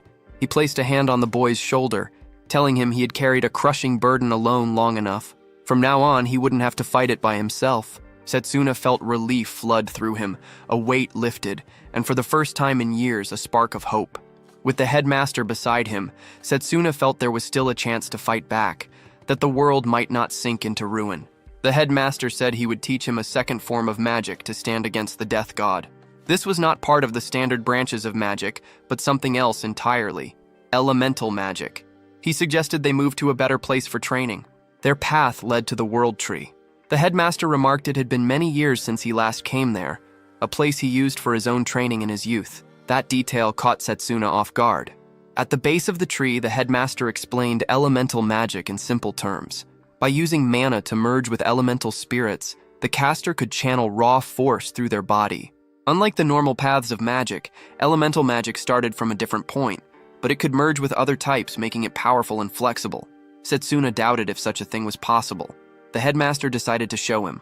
His eyes lit up, changing color, the same as during his fight with Leo. Instead of a duel, he proposed a game of rock, paper, scissors, pointing out that Setsuna's injuries kept him from fighting properly. They played. Setsuna lost every round. Again and again, the headmaster won. At last, he explained the truth. This was the ability of the spirit of time. Elemental magic had granted him foresight, letting him see moments ahead. He went on to say that many spirits existed, each granting unique powers. A contract with the spirit of wind meant flight, with water meant evasive movement, and so on. Setsuna was struck by the possibilities. If mastered, elemental magic could transform melee combat into something far greater. But the headmaster told him he couldn't practice any of it until he secured a contract with a spirit. The first step was to attempt contact. The headmaster cleared his mind, aligning himself with nature, showing how to sense the spirits woven into everything. He told Setsuna to do the same. Setsuna closed his eyes, focused, and tried to dissolve his thoughts until there was nothing left but the feel of the world around him. Setsuna fixed his attention on the spirits, begging for the strength to stand against the death god. Nothing answered. The silence of nature mocked him. He felt nothing at all. Frustration built. He couldn't sense even a single spirit. The headmaster noticed his struggle and said Setsuna's temperament was the obstacle. Setsuna didn't understand at first, but the old man explained that unity with nature required a trance-like state, an emptied mind open enough to feel the spirits drifting everywhere. Setsuna tried again, but focus slipped through his grip. Thoughts of failure dragged at him, thoughts of how badly he wanted power, how little progress he had made. The headmaster placed a hand on his shoulder and told him not to rush, reminding him it had taken 3 years before he himself felt nature's pulse. Setsuna pushed back. 3 years was impossible. The death god's return was 5 years away, and the apostles could appear at any time. There was no room for delay. The headmaster froze at that word, apostles. Setsuna explained that, like the death god, they came from another world, wielding strange powers outside the rules of magic. Leo was one of them. Memory cut sharp through Setsuna. In his old life, he had faced only one apostle, and even then, despite all his strength, victory came barely, and only with ranged magic. The headmaster considered this, recalling records from the Silverlock family that spoke of 12 apostles in total. Setsuna accepted that truth, knowing more like Leo lurked, waiting to tear their world apart. The headmaster told him not to let fear and urgency cloud his judgment. Panic could kill just as easily as any blade. He offered another path, joint training inside the dungeon. There, Setsuna could push his limits, sharpen his strength, and maybe feel the spirits in ways meditation alone could not. Lionel would explain everything. Rest first, he warned, because it would not be easy. Far away, Leo stepped into a dim hall that resembled a ruined castle. Shadows clung to the walls. He apologized for his delay and moved forward.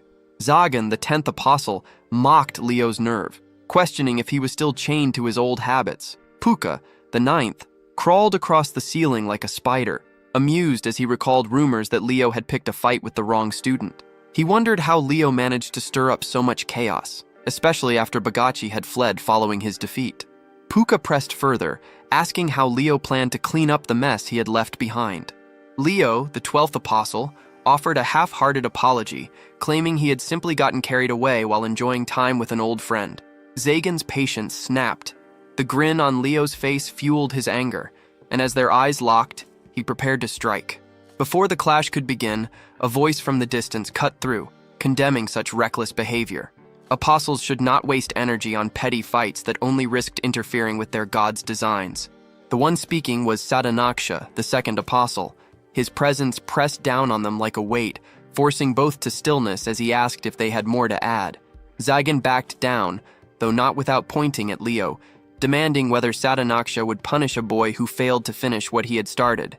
He even offered to kill the boy himself. Puka, entertained by the idea, claimed assassination would be better left to him, promising it would be a spectacle worth watching. Sadanaksha dismissed them both, stating it was unnecessary. The matter was already being handled, and the one he had chosen would see it finished. Days after the intermedial contest, the scene shifted back to the academy. Setsuna sat among the other students in class. Layla checked on him, questioning if he was truly ready to be there. He assured her that listening required little effort, even with his lingering injuries. She pointed out that the final match had ended only days earlier, yet he had managed to hurt himself again. Her words brought back his memory of the headmaster's warning, announcing the existence of the death god and his apostles would be reckless. For now, only a handful of instructors would be entrusted with the truth. Their role would be to guard the academy and track Leo. The headmaster had also decided that Setsuna's elemental training would be postponed. Setsuna caught himself apologizing to Layla for asking her to prepare remedies, but insisted he was fine. What mattered was recovery. His clenched fists promised he would heal quickly and return to training. Layla sat beside him, and Lionel stepped forward to begin the lesson. With all students present, he introduced the next step, the interdepartmental joint training. Unlike the intramural contest, which showcased different combat styles, this training would throw students into teams across departments, forcing them to combine their strengths and refine their own abilities. Setsuna quickly understood. This wasn't just about power, but about building cooperation among the departments. Lionel turned their attention to the projector, revealing the image of a one-star underground dungeon. He explained it was a replica of what they might face in reality. Because of the risk, participation would be voluntary. The training would begin in a week, and until then, they were advised to conserve their energy. Setsuna thought about the joint training the headmaster had mentioned. If he wanted to stand in that arena again, he had to recover and be at full strength. That evening, after class ended, he walked alongside Layla. She reminded him that food was fuel and that he needed to eat more to regain strength for the training ahead. He wondered what they should have. Students around them whispered. They recognized him as the intramural contest winner, the melee mage who had shocked them all. A girl, face red, admitted to a friend that she had liked him since the final match. Layla noted that everyone seemed interested in him now, even though not long ago those same voices had called him a failure. As they moved through the crowd, 3 boys blocked their path, one with yellow hair, the others red. The blonde one pointed at Setsuna, congratulating him for the victory. Setsuna asked who he was, and the red-haired boy introduced him as Carl, the leader of a noble salon. They had heard that Setsuna would head straight into the mage army after graduation, so Carl extended an invitation to join his salon. Setsuna wondered what that even meant. Carl explained it was a social circle for nobles, not melee mages, but he would make an exception. Having the contest winner in the group would raise its standing. Girls nearby grew excited at the idea of him joining. Carl smirked, warning that someone like him should choose his company carefully. He gestured at Layla, saying that being seen with a commoner would damage his reputation. Setsuna turned him down without hesitation. Shock spread across the boys' faces. He turned away, questioning why background mattered so much. He told Layla they should leave. Carl's pride cracked. His anger boiled over, and one of his lackeys whispered that insulting the contest winner wasn't wise. Carl ignored him, pulling out a chain, fury in his eyes. He demanded to know how Setsuna dared to shame nobles. A blade hidden in the chain flashed as they prepared to strike. Setsuna shifted calmly, but Layla stepped forward first. She stopped Carl, reminding him that duels without approval violated academy rules. If anyone was crossing the line, it was him. Carl froze, his teeth grinding. He glared at her, enraged that a commoner would block his hand. The two red-haired boys hesitated, unsure whether to back him. Carl finally pulled back, swearing that his father would hear about this. The three stormed off, leaving the hall tense. Layla smiled at Setsuna, and he noted quietly that she was growing stronger too. Before he could dwell on it, another voice called his name. He turned, half annoyed at who it might be this time. Carol stood there, waving lightly. Relief touched him at the sight. She looked better. She told him it was thanks to him, and that she wanted to thank him properly. Her face flushed as she asked him to come to her room. Layla tried to make sense of what was happening. The scene shifted to Carol's room. She welcomed Setsuna, Drago, and Layla, explaining she was preparing a meal to thank them for saving her life, though it would take some time to finish.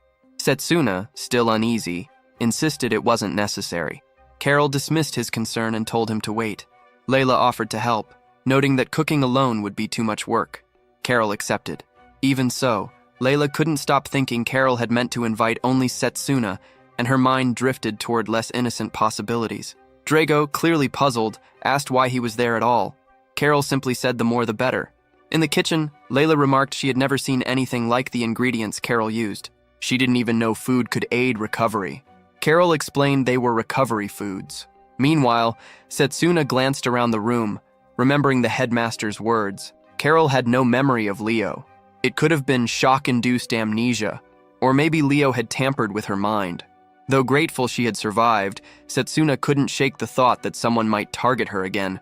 Drago noticed Setsuna's heavy expression, pointing out that he often took things too seriously and should loosen up. Setsuna considered his words, but a sudden loud crash erupted from the kitchen, sharp as an explosion. His nerves spiked, wondering if Carol and Layla were training instead of cooking. Drago looked equally startled. Carol then called Drago for help. When he stepped inside, she handed him a tight apron. He hesitated, realizing it was clearly designed for maids. Carol, unfazed, explained it was the only one available. Together, they kept cooking until the meal was ready. As Setsuna prepared to eat, Layla mentioned they had gone overboard and made far too much. Setsuna smiled faintly, deciding that since they had worked so hard, he would finish everything. He ate quickly, reasoning that boosting his body with proper food would let him handle as much as he wanted without falling ill. Layla approached, worried he was forcing himself, but he brushed it off. Curious, he asked who had made the egg soup, impressed by its umami taste. Drago grinned, claiming credit and urging him to eat more since plenty remained. Setsuna asked for another bowl, confirming his approval. Carol froze, stunned that her cooking had lost out to Drago's. They continued eating together, and Setsuna thought about how moments like this mattered. It reminded him of days before he had traveled back in time, when he and his friends spent their lives together in peace. Vidrak had stolen that life once, but Setsuna swore he would never let it be taken again. He refused to ever lose to Vidrak or anyone else again.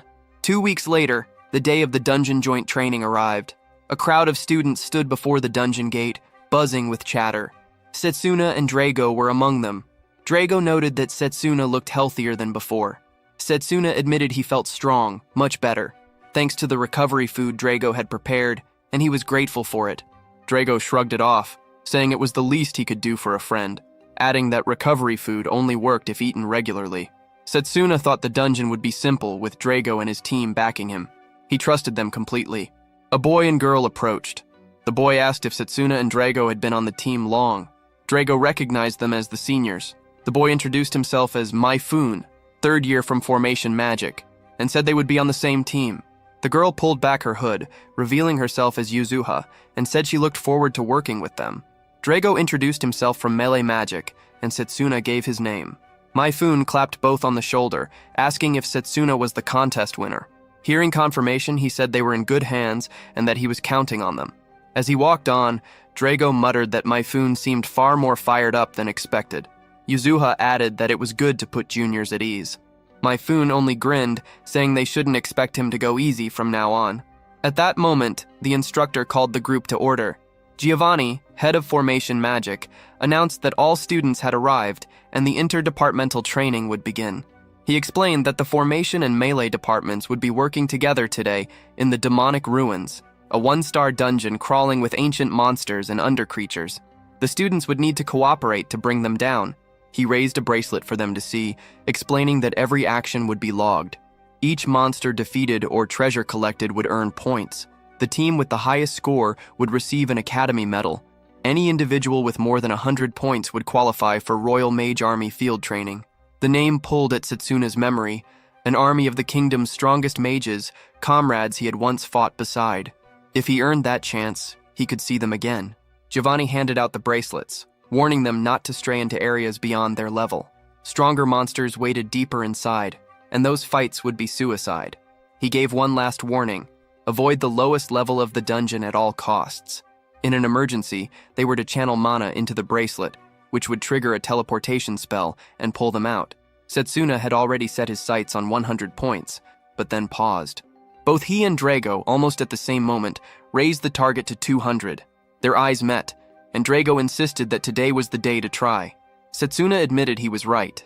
Giovanni asked if the students were ready, and the group moved forward into the dungeon. Setsuna and Drago pushed ahead the moment the training began. Running side by side, Setsuna noted they had entered the demonic ruins, a one-star dungeon built by an ancient civilization, filled with traps and treasure chests left untouched. The monsters inside would attack on sight. Even with teleportation magic as a safety measure, he knew this training would not be easy. Drago pointed forward as a new path opened. Both were stunned by the sight of a vast underground castle-like structure. The scale of the space was overwhelming. Setsuna touched the surface of a wall, wondering if it was part of some ancient plant. An entire ecosystem seemed to thrive inside the ruins. He recalled the headmaster's words, that the training would be a chance to connect with nature and gain valuable insight into elemental magic. He intended to seize that chance. Other students caught up. Mifune grumbled about the rush. Yuzuha pointed out something ahead, and chatter spread among the group. A few rushed down one of the paths, ignoring warnings that the other ways were filled with traps. Mifune called them fools. The point of this training was to take the harder route, and he gestured toward another path, saying that was where they should go. Setsuna thought he wasn't wrong, since the goal was to rack up points. When Mifune asked if Setsuna was following, Setsuna, uneasy, examined a wall. He noticed the plants growing. They were at a different stage compared to the rest, a sign of another space beyond. Drago asked what he found. Setsuna explained that he could even hear wind leaking from inside. Before he could say more, Drago smashed the wall open. Setsuna stared at the new path and urged they head that way. He and Drago rushed forward while Mifune admitted their observation was sharp, worth a heavy amount of points if luck was on their side. As they climbed a staircase, a massive stone ball rolled down at them. Setsuna drew his sword and shattered it, fragments scattering down and forcing Drago and Mifune to dodge. Setsuna glanced at Drago, questioning if he was ready. Drago clenched his fists, fired up to prove his strength. He wanted to show everyone the real power of melee magic and wasn't about to let Setsuna outshine him. Suddenly a flash. Arrows shot from hidden slots. Mifune twisted clear, then destroyed the source of the attack. Drago noted Setsuna's speed, always one step ahead. He said clearing the traps would leave a clean path for the seniors behind them. Then a chest came into sight. Before Setsuna or Drago reacted, Mifune used magic to snap it open. He claimed the contents and logged 15 points, thanking Drago for the assist. Drago was stunned when he realized whoever opened the chest kept the treasure. He swore Mifune wouldn't steal the next one. Setsuna and Drago pushed ahead, but Drago sensed something odd along a wall. He smashed it open, exposing another chest. Before he could touch it, Mifune's magic snatched it away, raising his score to 30, while Drago stayed at 0. They pressed on until Drago came across a night-stalking obstacle. He tore at it, cutting off limbs piece by piece, but Mifune stepped in at the last second, finishing it off and claiming 10 points that should have been Setsuna's. Time passed before Drago finally earned 10 points of his own, while Yuzuha sat at 30. Mifune had stolen more in the meantime, pushing his total to 55 and leaving Drago seething. During a short pause, Mifune mocked him, saying skill meant nothing without awareness. He demanded to know how Drago expected to rack up points with such a mindset. Setsuna, holding 25 points, weighed the situation. The rules didn't require splitting loot fairly, but stealing from juniors was low, and seniors should show more discipline. Yuzuha called Mifune out, but he scoffed. To him, they were just weaklings whining about rules. If they hated it so much, why not beat him and take it back? His smirk carried the message that they didn't have what it took. Setsuna kept his focus. He knew better than to underestimate Mifune. Formation magic, with its shifting circles and ability to move objects at will, was versatile and deceptive, but it carried drawbacks too. His eyes shifted to Yuzuha. She had been fixated on slaying monsters since the start, barely caring about the points. Was she chasing something else? Scores climbed. Yuzuha now had 50, Mifune 80. Mifune bragged that a few more victories would seal the deal. Setsuna was at 35, Drago still stuck at 10. They stepped into a dim chamber. Setsuna felt the air grow heavy. In the middle sat an object on a throne. Mifune wasted no time and snatched it with his magic. A dark aura burst from the treasure, leaving him frozen in confusion. Setsuna recognized the danger instantly. He yanked Mifune clear as a violent beam exploded from the chest. A hand clawed its way out, followed by a twisted form rising into the light. Even though this was supposed to be a one-star dungeon, the creature's aura carried a weight that crushed the room. Setsuna understood immediately. It was the no-life king, monarch of death. The air itself seemed to whisper with cursed fire, promising eternal nightmares for its prey. The monster stirred, growling in fury at being disturbed, promising death to intruders. Drago reeled at the sound. It could talk. Setsuna barked for him to stand back. He would deal with it. Drago, still obsessed with points, wondered how much the kill would be worth. The creature lashed out at Mifune, but Setsuna intercepted, cutting through the attack. Drago lunged with a punch, but the beast threw up a barrier that stopped him cold. Drago froze in disbelief, stunned that brute force hadn't even scratched it. The creature cast a magic circle from far off. Setsuna staggered back, realizing the mana guard had likely saved him from real damage. The monster, enraged, lunged forward, swearing it would wipe them out. It unleashed multiple circles at once, and Setsuna recognized the truth. Any beast with that level of intelligence and magic was at least 4-star class. The attacks crashed down. A circle appeared in front of Mifune, but Drago cut through it in time, pulling him clear. Mifune regained his balance with Drago's help, though Setsuna quickly spotted 2 more circles forming around Yuzuha. She just stood there, frozen. He dove, grabbed her, and yanked her out before the attack landed. She nodded weakly when asked if she was fine, though her behavior still felt off. Drago tore apart more circles, forcing a path open. Setsuna touched his bracelet and gave the signal. Drago caught on instantly, but Mifune stayed clueless, muttering that he didn't care what tricks they used. He only wanted points. Drago glared at him, warning him not to try stealing credit again. Mifune promised he wouldn't betray the one who saved him, claiming he'd help, but only to grab the reward later. Drago made it clear he wouldn't let that happen. Setsuna's thoughts drifted back to his battle with Leo in the final blue field. His charged bullet back then had lacked power, and that failure cost him victory. The lesson was clear. The basics had to be mastered before reaching higher levels. He remembered training with Lionel after the court session, when he and Drago asked how to push further. Lionel had sighed, then revealed a method he'd held back: magically weighted bands. Training with them would build raw strength, and once removed, their physical abilities would spike. He warned Setsuna not to push too far, still not fully healed, and reminded them the method was pure brute force. They'd agreed, and since that day, the bands never left their arms. Now, in the middle of the fight, it was time. Both tore the weights off and tossed them aside. Mifune froze, stunned they had been carrying that burden the whole time. The monster raised another circle to attack, but now unshackled, Setsuna and Drago burst forward, speed and strength doubling in an instant. They slipped past the incoming strikes, answering with hard, precise blows. Drago leapt high, driving a kick straight at the beast. The no-life king blocked, but Drago only grinned. Such a defense would have worked before, but not anymore. Setsuna joined him, and the two struck together, landing a crushing hit that detonated with force.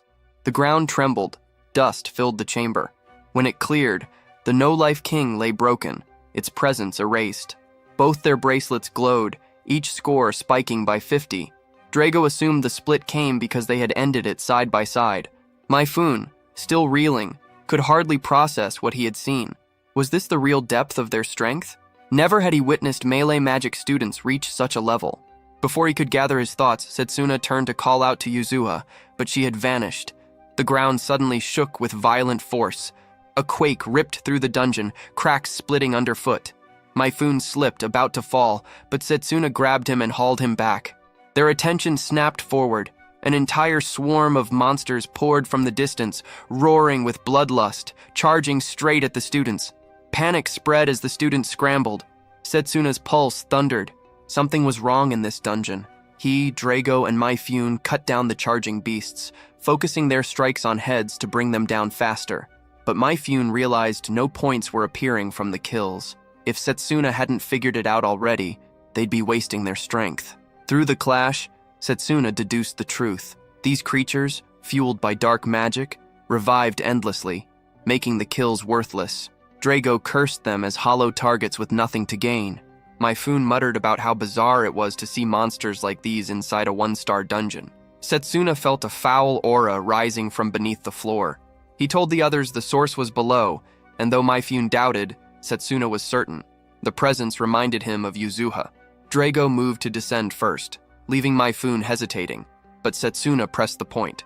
Without them, Myfune was useless. The jabs stung, as if Setsuna had questioned his worth. Setsuna even drove it further, calling out that all Myfune had shown so far was stealing points from juniors before moving down himself. Monsters kept flooding in, and Myfune grumbled at the whole ordeal, but followed.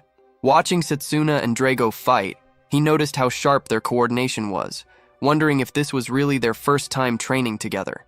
Drago snapped at his chatter, only for Myfune to scoff that it beat listening to undead groans. Setsuna pressed toward the source of the foul mana. They found it, an eyeball creature unlike anything Setsuna had seen, pulsing with the circle that spread the dungeon's corruption. He marked it as the core of the outbreak. Myfune, puffing himself up, claimed they should follow his lead since he knew dungeon strategy better. Drago stretched and accidentally clipped him, tossing out a quick apology. Setsuna struck the eyeball beast hard, finishing it and claiming 10 points. The ground rumbled again. Drago stiffened, realizing the undead were already on their way.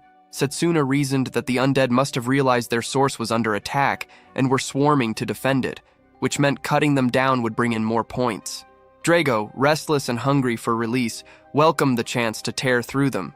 Mifune, by contrast, wondered how Setsuna and Drago showed no fear while he himself could barely hold steady. All he wanted was to reach 100 points and get out of the dungeon fast. Setsuna asked about Yuzova. Mifune admitted he had no idea, guessing she had bolted in fear.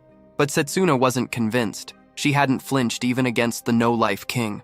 Something about her had been off. Dark magic clung to creatures that had no place in a one-star dungeon, leaving him unsettled. He wondered if one of the apostles had a hand in this. If so, Drago and Mifune being here could be deadly. He hoped Layla and the others were safe. The undead surged closer, and Drago called for the hunt. He smashed through the horde with Setsuna and Mifune beside him, bodies piling as points climbed. By the end, Setsuna carried 225, Drago 210, and Mifune 125. Mifune decided he had enough and should leave. Drago questioned why he wasn't looking for Yuzova, but Mifune brushed it off. Yesterday had been the first time they'd spoken, and he thought she was strange for approaching him. She was probably outside, crying somewhere. As he turned to go, Setsuna told Drago they needed to find her. Mifune snapped that he wasn't being transported out, stunned when Setsuna suggested he walk back. Reluctantly, he tagged along. Drago pointed out that the transport spell seemed broken and their bracelets might be compromised. Setsuna once again felt the dark power pulsing from below. He told Drago he'd press forward alone to search for Yuzova, saying he could handle it. Drago, surprised, teased him about being attached to her, then swore he'd help in the search. Setsuna agreed but warned him to retreat if things turned dangerous. Mifune wavered, thinking it smarter to return and report to Giovanni. There was no proof Yuzova was even down there. But Setsuna insisted he could still feel her mana, faint but present. He urged Mifune to deliver word to Giovanni and be cautious. Mifune seethed, convinced Yuzova had abandoned them. Everything seemed to be unraveling, and he doubted both staying and leaving. Drago gripped his shoulder, telling him to stick with them, to find Yuzova and hide. Mifune gave in, saying he would as long as they left once she was found. They descended deeper, and Mifune questioned how only Setsuna could sense her mana. Setsuna explained it was practice. Suddenly Drago froze, the air heavy and thin, every breath harder. They stopped, listening, until a faint sound echoed. Setsuna pointed ahead. Drago advanced, certain someone was there. Mifune wondered if it was her. Relief came when they found Yuzova inside a black circle, half her body swallowed, crying out for help. Mifune shut his eyes, shaken at what he saw. Setsuna blocked Drago, warning him to stay back. Yuzova wasn't just trapped. She was ensnared in an ancient spell. He noted the dungeon showed no signs of the trap being triggered, which made him suspect Yuzova had been caught by an item laced with dark magic. It reminded him of something his friend once picked up from the black market before he went back in time. Setsuna was sure Yuzova hadn't used it willingly, meaning someone had set her up. The trap could only be undone with a specific spell, and only a weapon carrying that spell could shatter it. Driven, Setsuna forced the circle open and dragged Yuzova free. She collapsed against him, and he urged her to stay conscious. The source of the curse was clear: the earrings she wore. Mifune questioned what had happened after she vanished, and whether it could be reversed. Setsuna hauled her onto his back, insisting she had to be protected. Relief hit him that they found her before it escalated further, and he resolved to explain it all to Giovanni later. He was certain the apostles were behind this. Drago kept watch, unsettled by how twisted everything had become, but pushed the reminder that getting Yuzova out was what mattered. Setsuna pressed Mifune to try the transport spell again. Mifune attempted it but got nothing, grumbling that Giovanni might have handed him a faulty bracelet. Setsuna tested his own and found it dead too. Drago urged them to move before things worsened. The ground roared beneath them, rumbling hard, and for a moment they thought it was another quake. Rocks came crashing down, cutting off their path, while Drago barked at Mifune to move faster. Too late. The exit was sealed. Setsuna suggested a safer route instead. Elsewhere, Layla and her team pushed through the dungeon, calling out for survivors. A cry for help led them to a boy pinned under rubble. They pulled him free, and Layla poured healing magic into his wounds. Weak, but alive, the boy insisted there was another trapped deeper behind the rockfall. Layla prayed Setsuna and Drago hadn't been crushed and swore to find them. Back near the collapsed passage, Setsuna's group sat against the stone wall. Drago considered blasting through with a charged bullet, but Setsuna warned it might spark another collapse. Drago argued they stood a good chance of breaking out once the path cleared. Setsuna agreed, but reminded him the thinning air made the risk higher. As Drago worked through options, Setsuna admitted there was a solution, but it meant going further down into the dungeon, and with Mifune and Yuzova in their condition, it wasn't possible yet. Since carrying both was impossible, Setsuna chose to descend alone and investigate. Mifune suspected he had some hidden plan. He knew Setsuna's strength, but stronger monsters could be waiting deeper down. He hesitated, uneasy about letting him risk his life. Setsuna speculated that the earthquake signaled the dungeon's awakening. The broken transportation spell was likely caused by the sheer amount of mana saturating the place, turning what should have been a one-star dungeon into something far more dangerous. Drago noted how quickly Setsuna pieced it together. Setsuna credited his knowledge to a similar event he had already lived through after traveling back in time. Mifune urged Drago to stay back while he wished Setsuna luck. Setsuna told them to mark the path behind and promised to return with a way out. Alone, he pressed forward, wondering if he could really bring down the dungeon boss with only melee magic. Fire or purification would have made short work of the undead. Melee focused on raw physical force, with its main weakness being the lack of reliable elemental use. Yet something inside him felt different, like a storm of power building.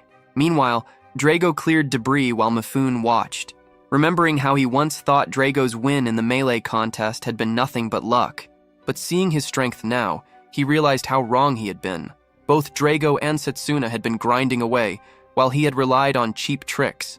Shame gnawed at him. Drago steadied him, telling him they'd find a way out. A sudden voice called from beyond the rockfall. Drago answered, confirming the sound. On the other side, Layla's squad was searching for survivors. One of her men swore he heard movement. Layla, sharp and restless, asked if it was Drago and demanded to know where Setsuna was. Drago explained Setsuna had gone deeper to search for an exit. Layla quickly offered help to clear the rocks. Setsuna, meanwhile, descended further. The air thickened, heavy and oppressive, signaling he was nearing the dungeon's core. A gate loomed ahead, and though it might lead to escape, the boss's aura made him wary. The emptiness of a place so drenched in dark energy unsettled him. Every sense braced for an ambush. From the shadows above, 2 pairs of eyes tracked his movements. A monster lunged and he leapt aside, analyzing its form. Twin heads confirmed its identity, a 2-headed hydra. Setsuna knew immediately what creature had stirred the dungeon into chaos. Decay spread across parts of the hydra's body, proof it had been dragged back from death. Only Vidrak's power could force such a resurrection. The beast spewed poison, and Setsuna leapt clear, knowing staying close for too long would be suicide. If he didn't end this soon, the dungeon would collapse into chaos. He pulled in a clean breath, reminding himself that speed was the key. He surged forward, blades flashing against the monster. Strike after strike cut into its hide until he circled behind, recalling the last time he had faced one of these creatures. A hydra only died when its heads were severed, so he focused on one target. His blows chipped at the skull until he found the weak spot, determined to bring at least one head down. The second head spat acid. He dodged, but droplets splattered onto his clothes, burning holes straight through. If it had touched flesh, he would already be gone. Then the severed head began to grow back. Setsuna froze for an instant, realizing this thing had the same regeneration as the undead. If he fought one head at a time, the fight would never end. Both needed to be destroyed in one strike. With ranged magic, he could have drowned the beast in spells, but he wanted to try a technique he had been preparing. He remembered failing to perform it in the past until Lionel had confronted him, asking if he was training dual wielding. It would have been impressive for any forest student, but Setsuna's body couldn't keep up with the image in his head. Lionel explained the core of it: complete control over internal mana. Back then, Setsuna had been treating his body like the one he had before rewinding time. Now, after constant basic training even during recovery, he finally had sharper control. This was his first attempt since that failure. He concentrated, gripping the blade he trusted most, then reached for the second to launch the attack. The strike came out weak. While airborne, the Hydra's tail smashed him into a wall. He staggered, regained balance, and readied himself again. The technique was draining far more mana than he had expected. The Hydra answered with another acid spray, and he pushed his speed harder, knowing any slowdown meant death. Another hit would finish him. His body wouldn't withstand it, and death here wasn't an option. He stepped back, knowing this was his last shot. A deep breath steadied him. Every drop of energy gathered, focus locked. He forced the Hydra into the wall, then leapt, both blades cutting loose in a storm of strikes. The flurry ended with one head crashing down.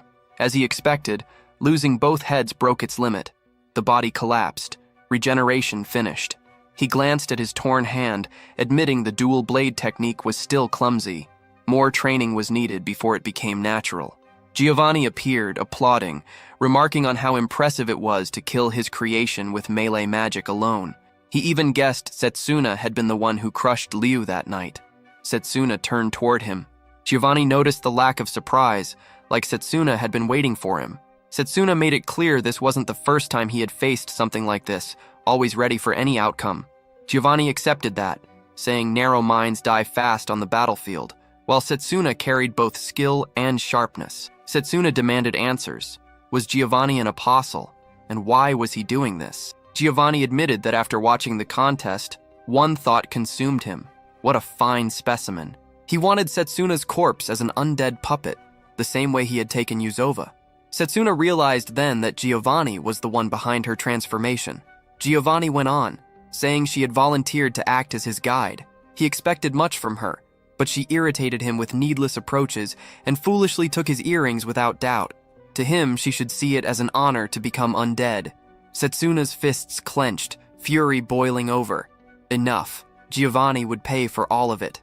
Elsewhere, students collapsed after pushing rocks, worn out and cursing their fate. Drago finally spotted Layla, joy flooding his face.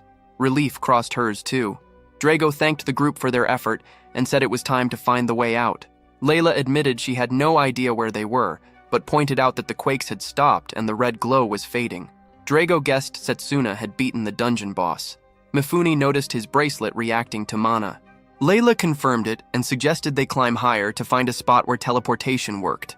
Drago asked her to take charge since Setsuna hadn't come back yet. He needed to check on him. Layla agreed, promising to wait outside with the rest. Drago thanked her and headed down. Meanwhile, Setsuna burned with rage at Giovanni, swearing revenge. Giovanni brushed it off as easier said than done. Setsuna lunged, fist driving forward, but Giovanni dissolved into ice with Frost Phantom, the blow shattering the frozen decoy. A sharp shard of ice struck Giovanni as he reappeared at a distance.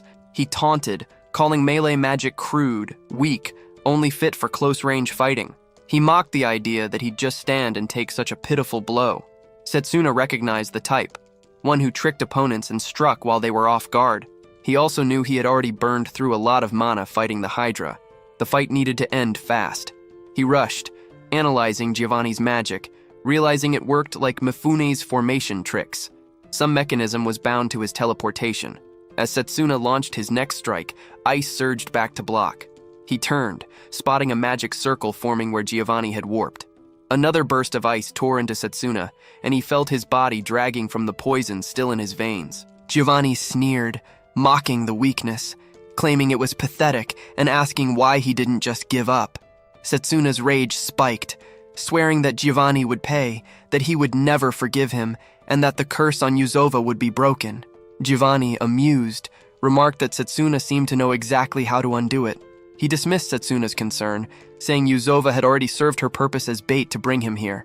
If Setsuna still wanted to free her, Giovanni had a better idea. He yanked Setsuna by the hair and demanded loyalty. Fury boiled over, and Setsuna swung at him again. Giovanni blinked a short distance away, but Setsuna pressed forward. His blade finally landed, carving through Giovanni's arms. Giovanni stayed calm, calling him a fast learner, then regenerated the limbs with ease. He said Setsuna would join his undead collection eventually, though he still had much to teach.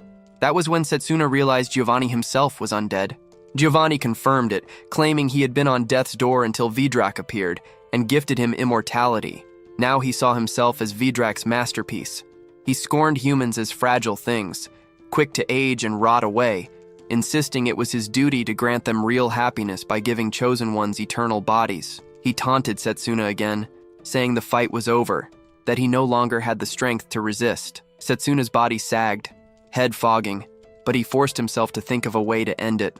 His strength was slipping fast, then a presence brushed against his senses. Someone was close. Giovanni began chanting beneath him, dark magic crawling across the ground, claiming Setsuna had nothing left. The realization hit. Giovanni was starting the ritual. But before it could build, a stone flew in, striking Giovanni from afar. Drago had arrived. Setsuna seized the chance, driving his fist into Giovanni. Ice flared again, but this time the fight tilted his way. He leapt clear of the circle as shards speared past him. Drago's voice reached him, checking on his condition. Setsuna admitted Drago had just saved his life. Drago scanned the damage across Setsuna's body, but Setsuna brushed it off, saying he could still fight. He asked about Mifune and Yuzova. Drago told him the rest had gone upward, meeting Layla and the other teams. Setsuna was sure that if Layla was with them, they would be safe. Giovanni snarled, furious at the interruption, never expecting Drago. Drago demanded to know if Giovanni was the one behind everything. Setsuna confirmed, stating Giovanni was responsible for all of this and needed to be stopped now. Rage flared in Drago, disgusted that Giovanni had hidden as an instructor while plotting this chaos. Setsuna quickly laid out Giovanni's pattern. They had to stay fast, dodging his strikes. When Giovanni warped, he couldn't do it endlessly. That was their opening. Drago would hit first, and Setsuna would follow, finishing it. Giovanni's ability was slowing, and one last clean attack would end him. Drago readied himself to test it. Giovanni cursed the interference, calling them nothing but annoying pests.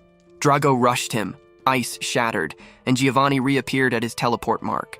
He warned them not to underestimate his spells, boasting about frostbite. Setsuna seized the opening, hammering him with blows, driving Giovanni into the wall until he crumpled, badly wounded.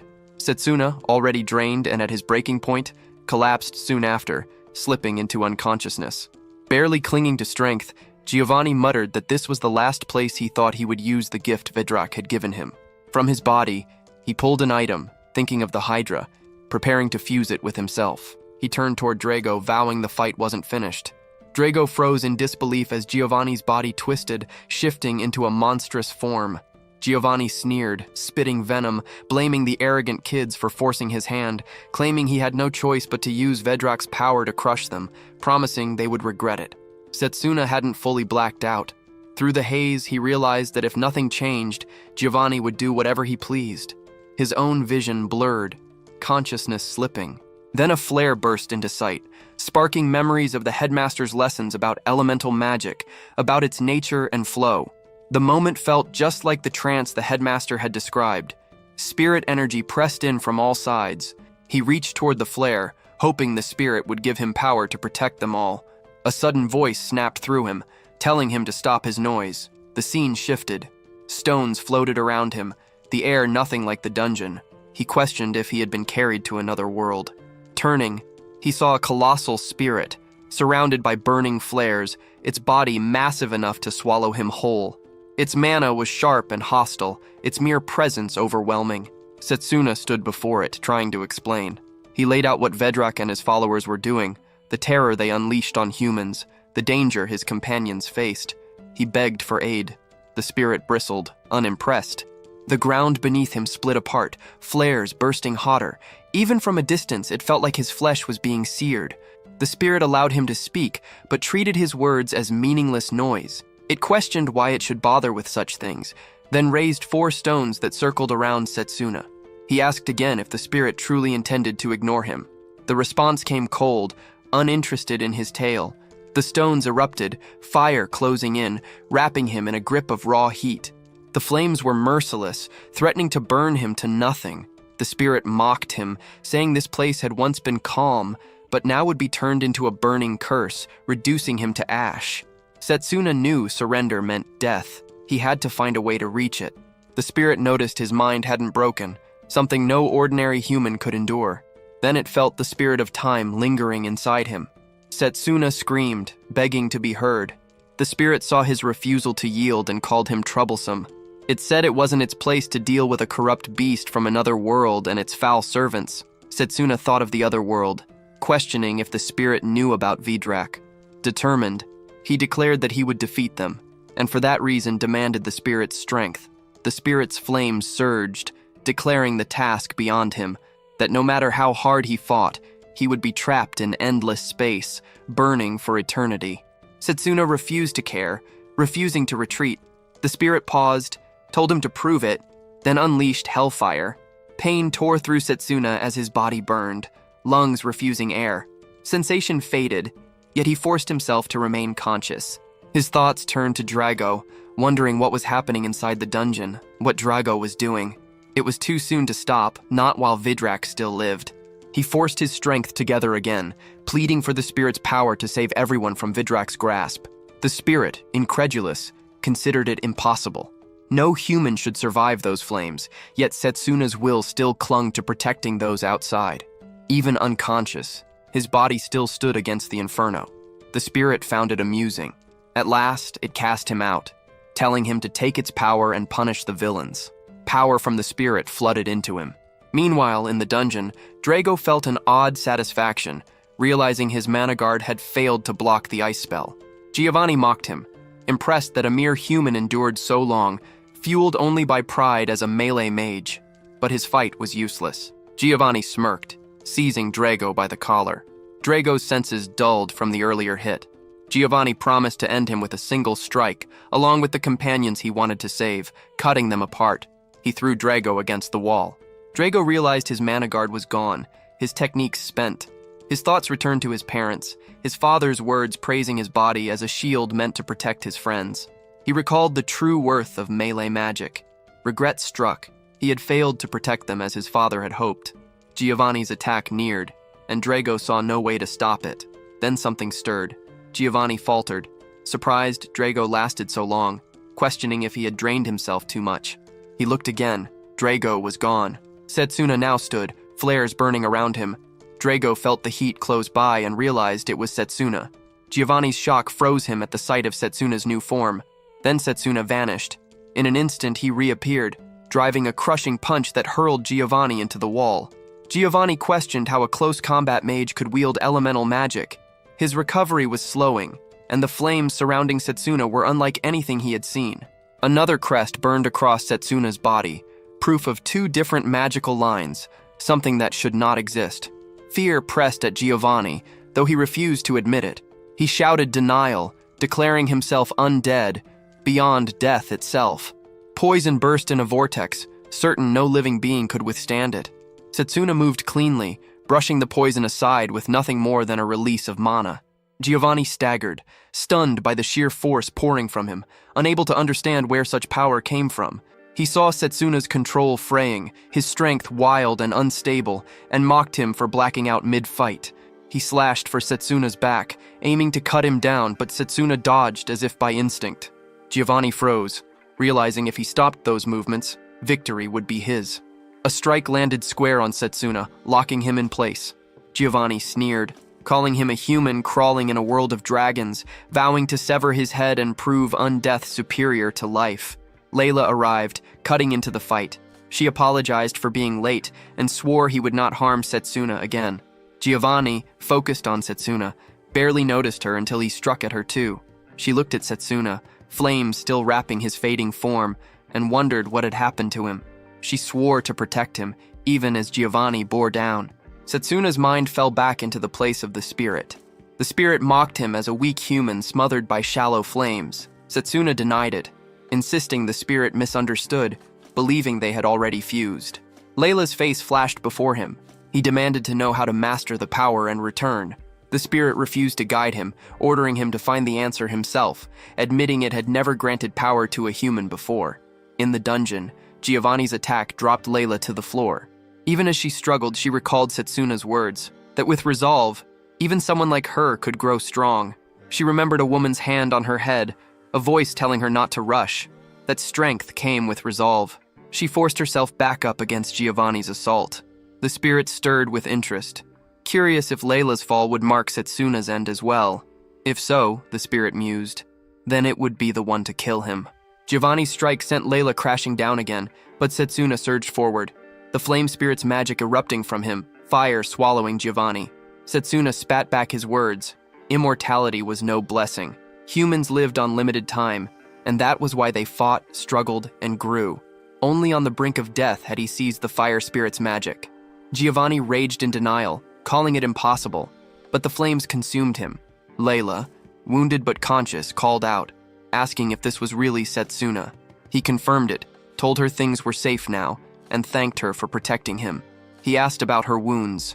She answered that she was fine, relieved they had both survived. Drago, astonished, admitted he never expected Layla to arrive. She explained that as seniors they had escaped with teleportation magic, but her instincts dragged her back here. She told them to report to the professors and wait for help. Then Setsuna felt the strange pull and collapsed. All three of them lay unconscious when the rescue squad arrived. A woman checked them, saw they were alive, and praised the efforts of the melee magic students.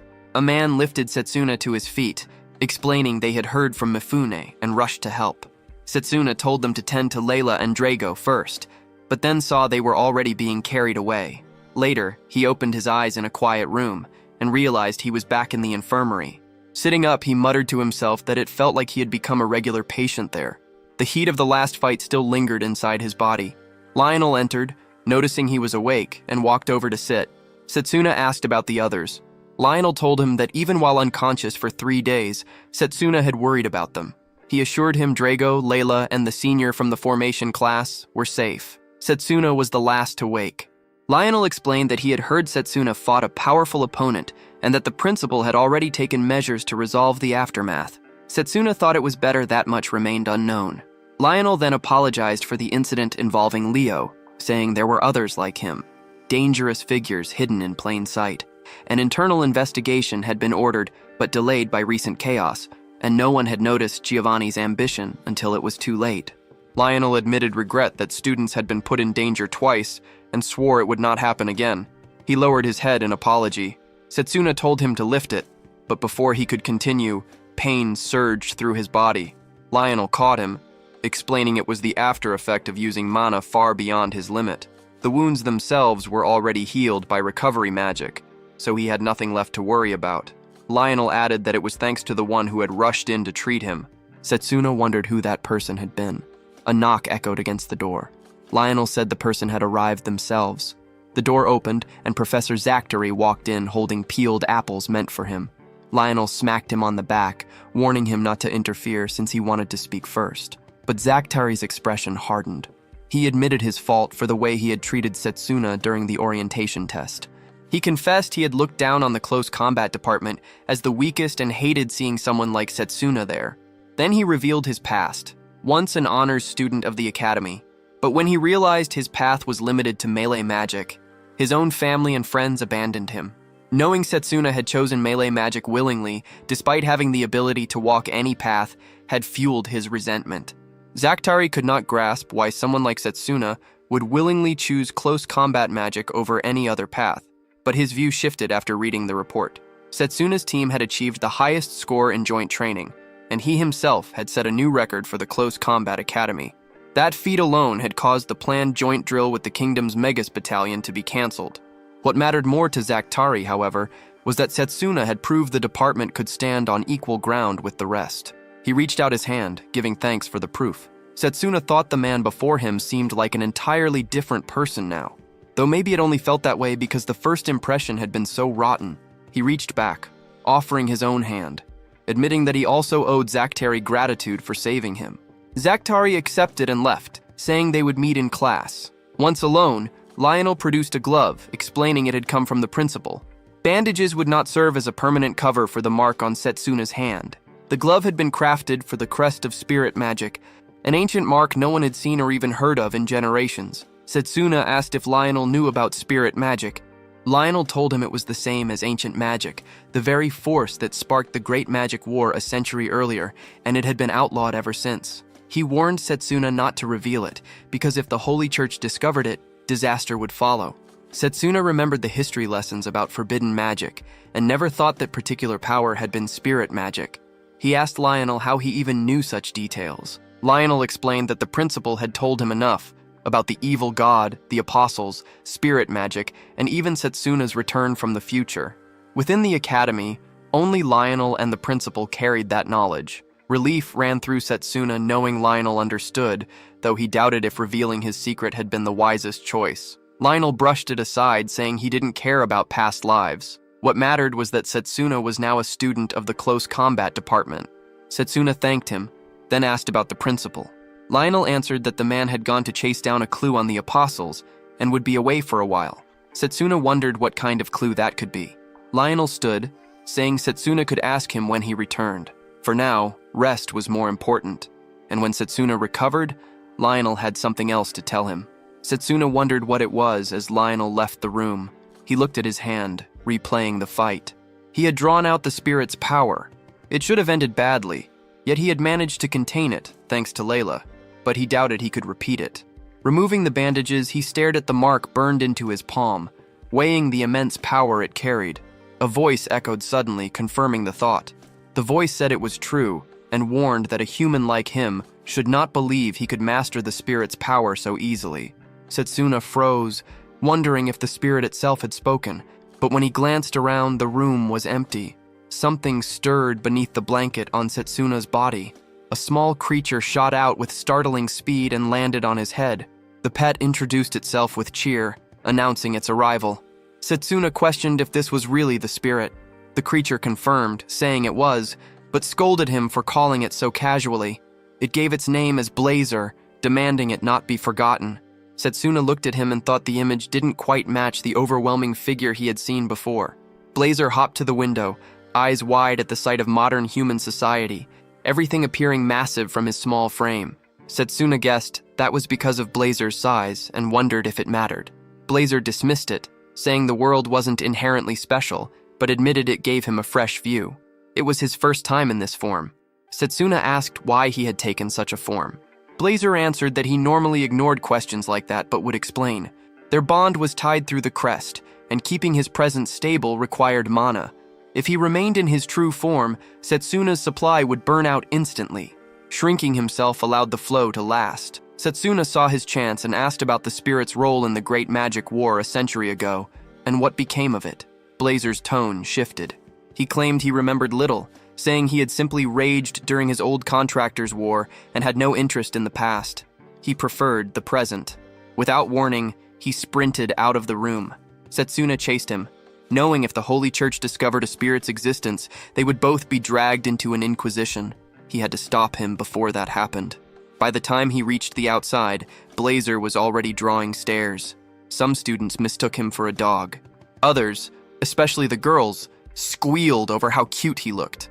Setsuna shouted after him, demanding he stop. Blazer spun in surprise, mocking how weak Setsuna's body was and doubting if he could even keep up. Setsuna gritted his teeth, thinking that if his body had fully recovered, he would show him. Blazer darted further, and Setsuna pushed after him, running straight into Noel. Noel sneered, saying Setsuna's win in the exchange match had been nothing but luck, boasting that his golems could now endure anything Setsuna threw at them. Setsuna ignored him and kept moving. Noel's scowl deepened as he watched him go. Carl appeared next, puffed up and acting noble, claiming he forgave Setsuna's earlier disrespect. He began to bring up Layla, but Setsuna brushed past without care. Carl fumed at being ignored, muttering about Setsuna's disrespect. Setsuna dismissed him with cold indifference, telling him not to overthink it. From the shadows, Silas observed quietly. Evening settled in as Setsuna reached a hall, finally forced to admit he couldn't match Blazer's pace. He collapsed, catching his breath. Mifune noticed his condition and asked what had left him so exhausted. Nearby, a girl whispered to another, asking if he was the close combat mage who had trained with Mifune during joint training.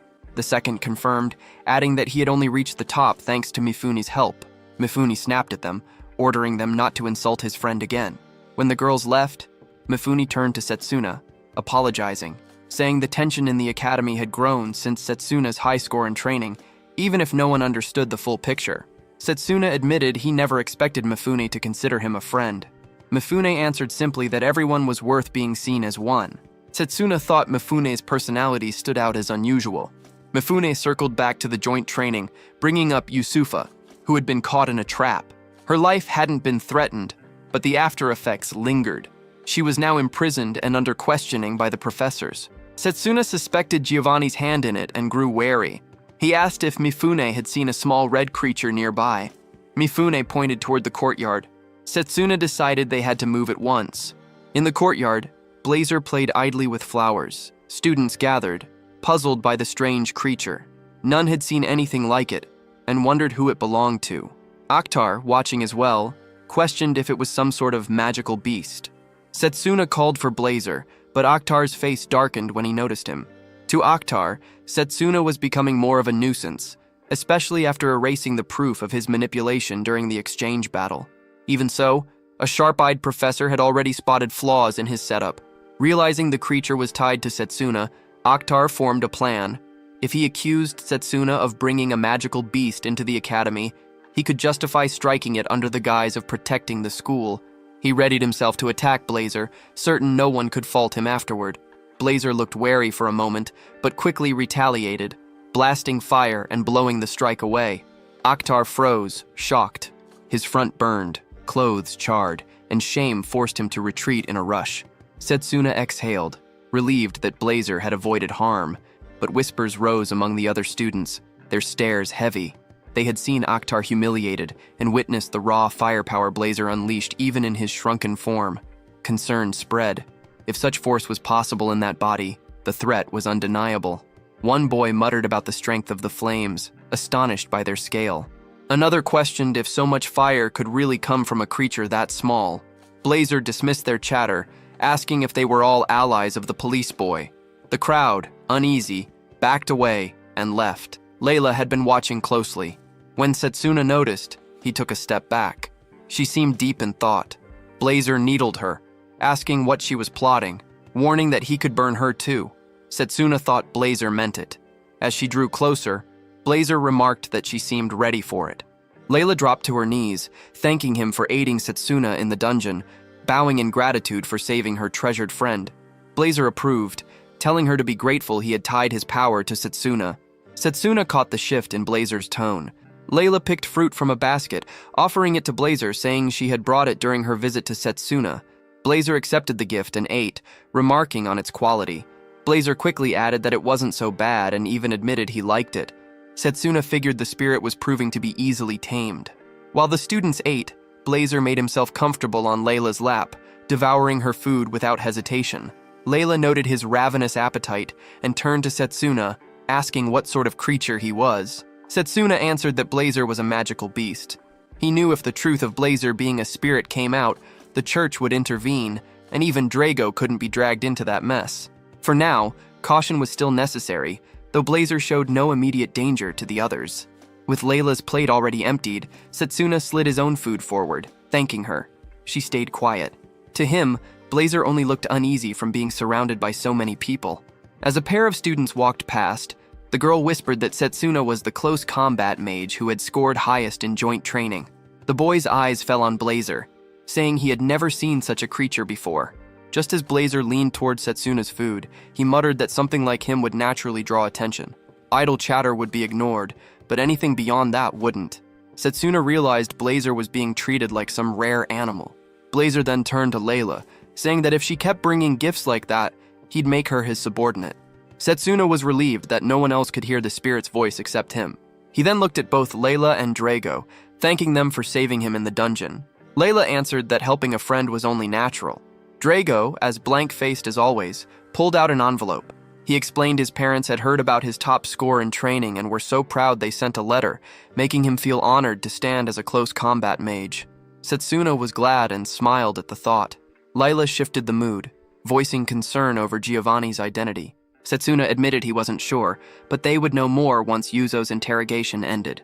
His mind drifted back to their first encounter with Giovanni, convinced the man was an apostle.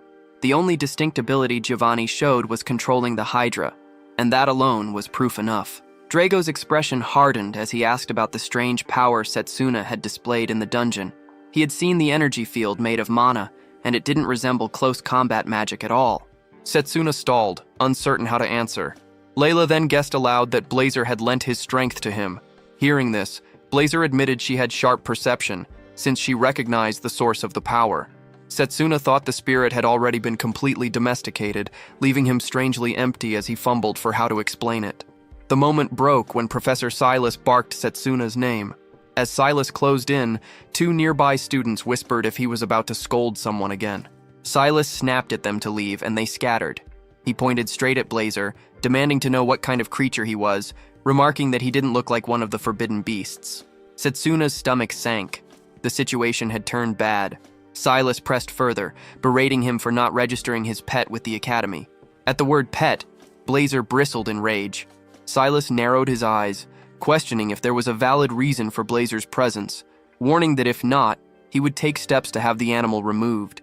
Blazer's fury boiled, ready to strike back, but before anything happened, Zetri appeared.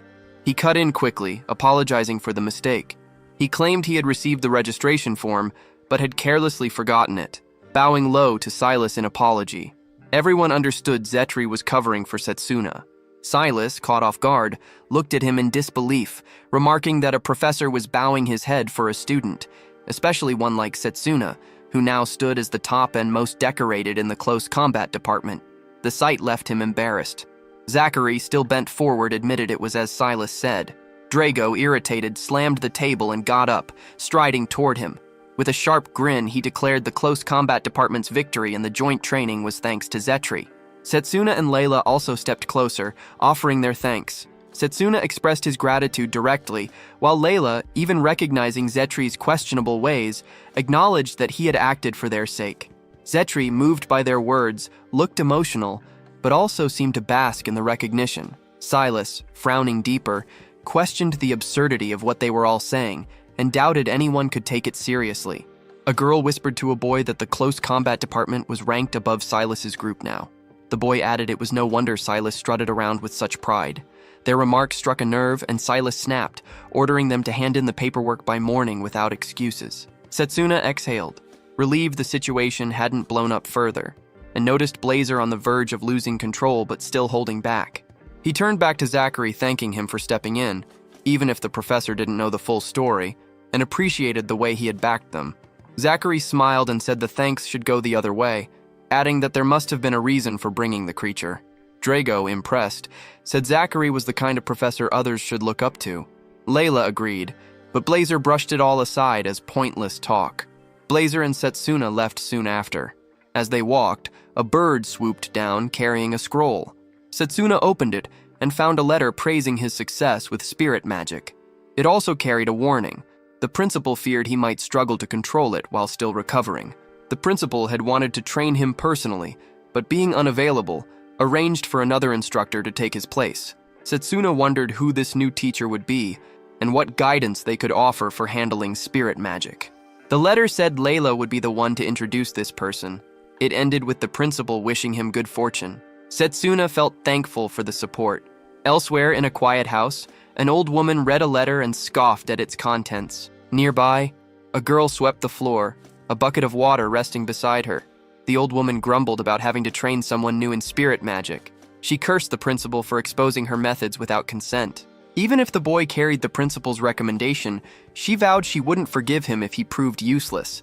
If that happened, she would deal with him herself. The focus shifted again, this time to the urgent magic conference, where Principal Dan Ham delivered the report of his findings. One person questioned if Dan Ham's proposal was really enough to solve the problem. Another pointed to the growing signs of the evil god and the dark apostles, which made his words even more unsettling. A woman dismissed it, saying he had no solid proof. Dan Ham countered that the enemies left no evidence behind it all, which was exactly why he sought their help. Some still refused to accept it, while one suggested Dan might have overlooked something vital. After the tense meeting, Dan and Step stepped out of the chamber and met Leon, commenting on how chaotic it had been. Lionel, present with them, said it was expected. Dan and Step sat down, admitting that disbelief was understandable.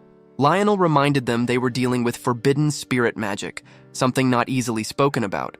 Dan and Step added that such an occurrence couldn't simply be ignored, and if the apostles acted, Dan's proposal would at least serve as preparation. Danik then shifted the topic to Setsuna's condition.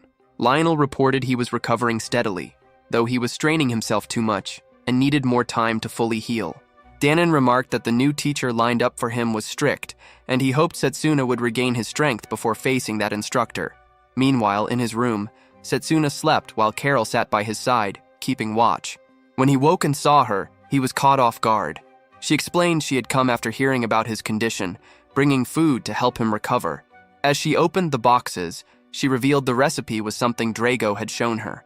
Setsuna thanked her, especially for looking after Blazer since the day before. Carol brushed it off, saying she had taken Blazer out around town together with Layla. She had also brought fruit for Blazer, whose little voice sounded like a short cue. Setsuna understood then why so many found Blazer so endearing. Carol spoke of how remarkable Layla was, noting she treated Blazer without even a trace of hostile mana. Setsuna asked if that was really the case, and Carol confirmed, saying Layla had done it as if it were the most natural thing. She explained that treating someone without creating barriers mattered, especially with tasks as difficult as that. Because she was always surrounded by phantom beasts, Carol could sense how much they valued kindness. Setsuna thought that was just like Layla, and reflected that she had been looking out for him ever since the dungeon incident. He couldn't just stay passive through it all. Once his body recovered, he would need guidance on handling spirit magic. Carol set aside the remaining food and left for class, reminding him to bring Blazer back with him. Setsuna thought about how Carol and Layla had been caring for Blazer while he still had to gather all the knowledge he could on spirit magic. He remembered reading about a great war 2 centuries earlier, when the followers of a certain figure tried to dominate other magi. Battles had raged across continents. The power of outside magic was overwhelming, though only a handful could wield it, and in the end the magi had prevailed, leaving peace behind. Whenever an ancient magic user surfaced, they were interrogated and purged, with the knowledge itself marked as too dangerous to spread. This was why Setsuna kept his contract with Blazer hidden. He lay back, remembering that in his past life, he had never even known about spirit magic. If he could master it now, it would bring him closer to crushing the evil god. But his thoughts drifted to what had already changed: the clash with Leo during the exchange match, and Giovanni's berserker at the joint training, both events absent from his former timeline. If history itself was shifting, were his choices the right ones? Days later, fully recovered, Setsuna was ready to train with Lionel. Carol looked displeased and asked if he was sure. He confirmed, pointing out it was during the academy's break. Drago announced he would train hard not to fall behind. Setsuna accepted the challenge. Layla, however, was downcast, knowing she'd be apart from Blazer and would feel lonely. Blazer demanded she stock up on fruit for his return. Setsuna appreciated how much Carol and Layla had done, but now he had to leave. Both girls wished him caution. Lionel noted how fortunate Setsuna was to have friends like them. Setsuna agreed, but thought only of Blazer, worried if he could handle caring for him alone, knowing he couldn't rely on Layla forever. They reached the carriage stop, ready for the long road ahead. Setsuna suggested the lizard carriage, but Lionel warned that handling them wasn't easy. Still, it was the best transport for distance, since all they had to do was hold tight. The lizard keeper told them the beasts were fast, the ride rough, and he wouldn't be responsible for injuries. Setsuna accepted that, thinking it depended on how one resonated with the animal. He climbed on with ease, treating the lizard naturally, and it responded. Settling in, he thought it felt fine. The keeper clapped, startled, admitting he had misjudged him because of his age. Most people struggled at first, he explained. Setsuna recalled riding creatures like this before, in another life. As he and Lionel set out, Blazer seemed thrilled by the ride. Setsuna noticed Lionel pale and asked if he was sick. Lionel admitted he wasn't used to it yet. The trip was cut short when 3 armed women blocked their path. Something about them was off. They didn't look like common bandits. Just as Lionel suspected, one revealed they were Jabardast, servants of the witch Morgana. Setsuna recognized the name. It had been written in the principal's letter.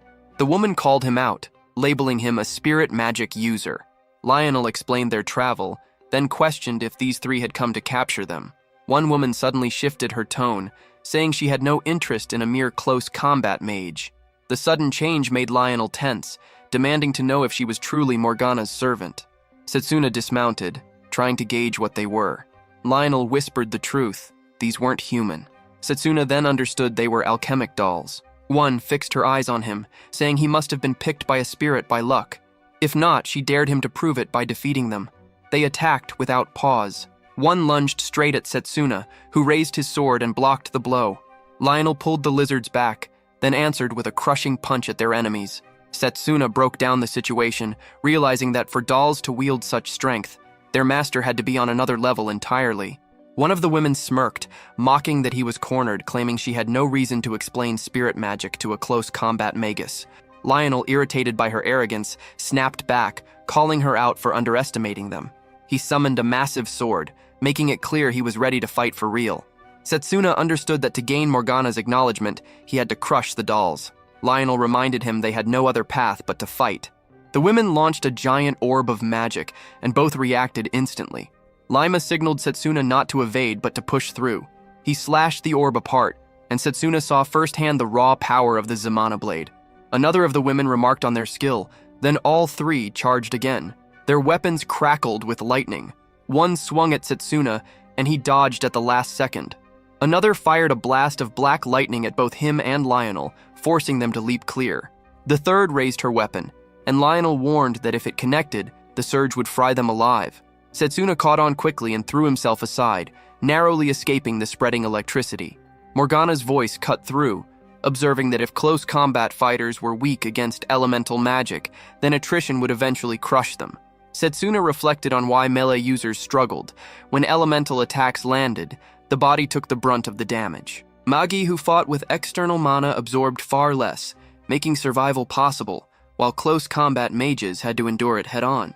Against pure elemental force, endurance was nearly impossible.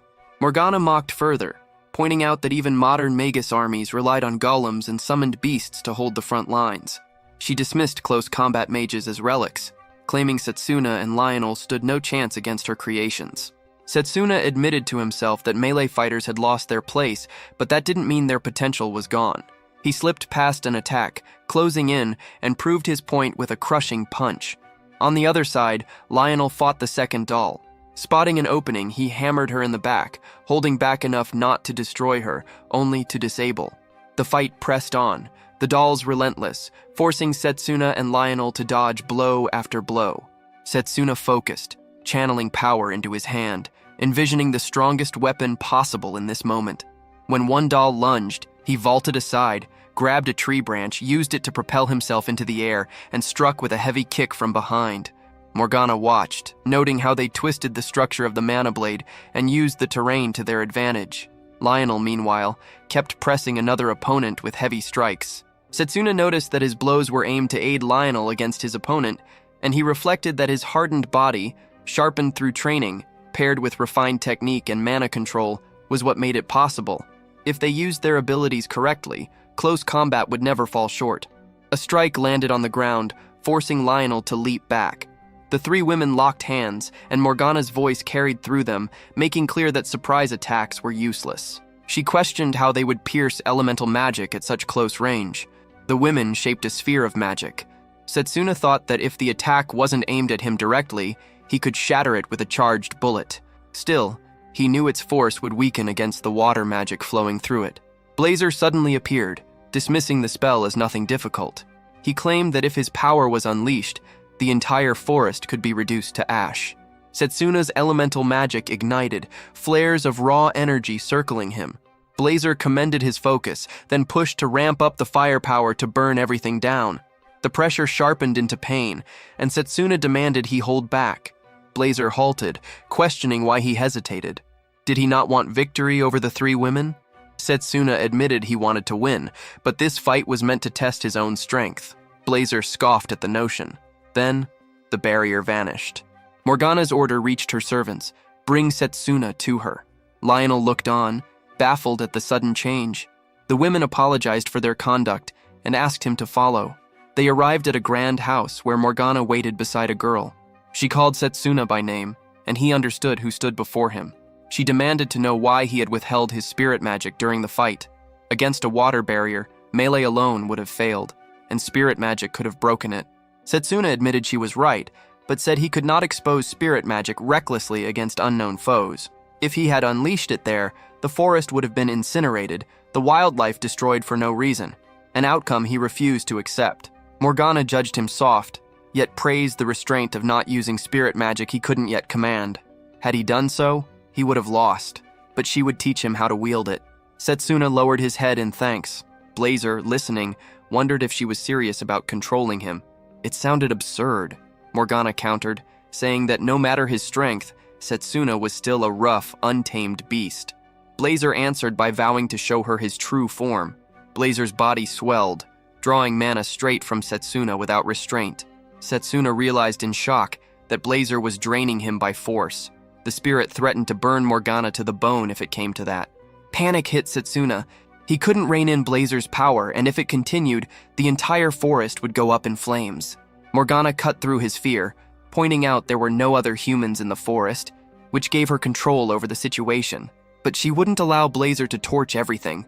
She summoned her own spirit, ready to show Setsuna how a real bond was handled. Blazer hurled a fireball at her, but the flames splashed harmlessly as Morgana's body shifted into water, reforming without effort. She declared the fight over and pulled a colossal surge of water from the lake, shocking Lionel. The torrent rushed over Blazer, dousing his flames. She explained that Blazer had only a shallow bond with Setsuna, making the spirit nothing more than a wild beast.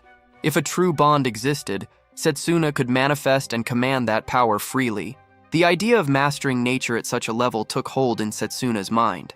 When the clash ended, Morgana broke down the stages of spirit magic. First, becoming one with nature. Second, entering the spirit world at will, confronting the spirit and gaining true recognition. She revealed that Setsuna had forced a contract without finishing even the first stage, which left his spirit magic incomplete. Frustrated, she cursed Daham, calling him a brat and blaming him for failing to teach Setsuna properly. Setsuna froze. He couldn't believe she would refer to the headmaster like that. Morgana then pointed out that the forest brimmed with spirits, making it the perfect ground to reach selflessness. His training would start the next day. She demanded he prove the qualities that made the spirit choose him.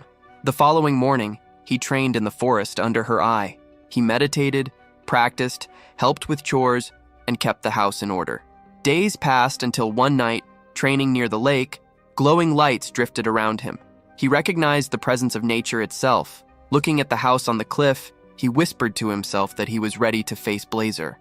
When they gathered again, Morgana noted that he had managed to sense the spirits in only 2 weeks, a rare achievement. From there, he had to enter the spirit world and form a bond.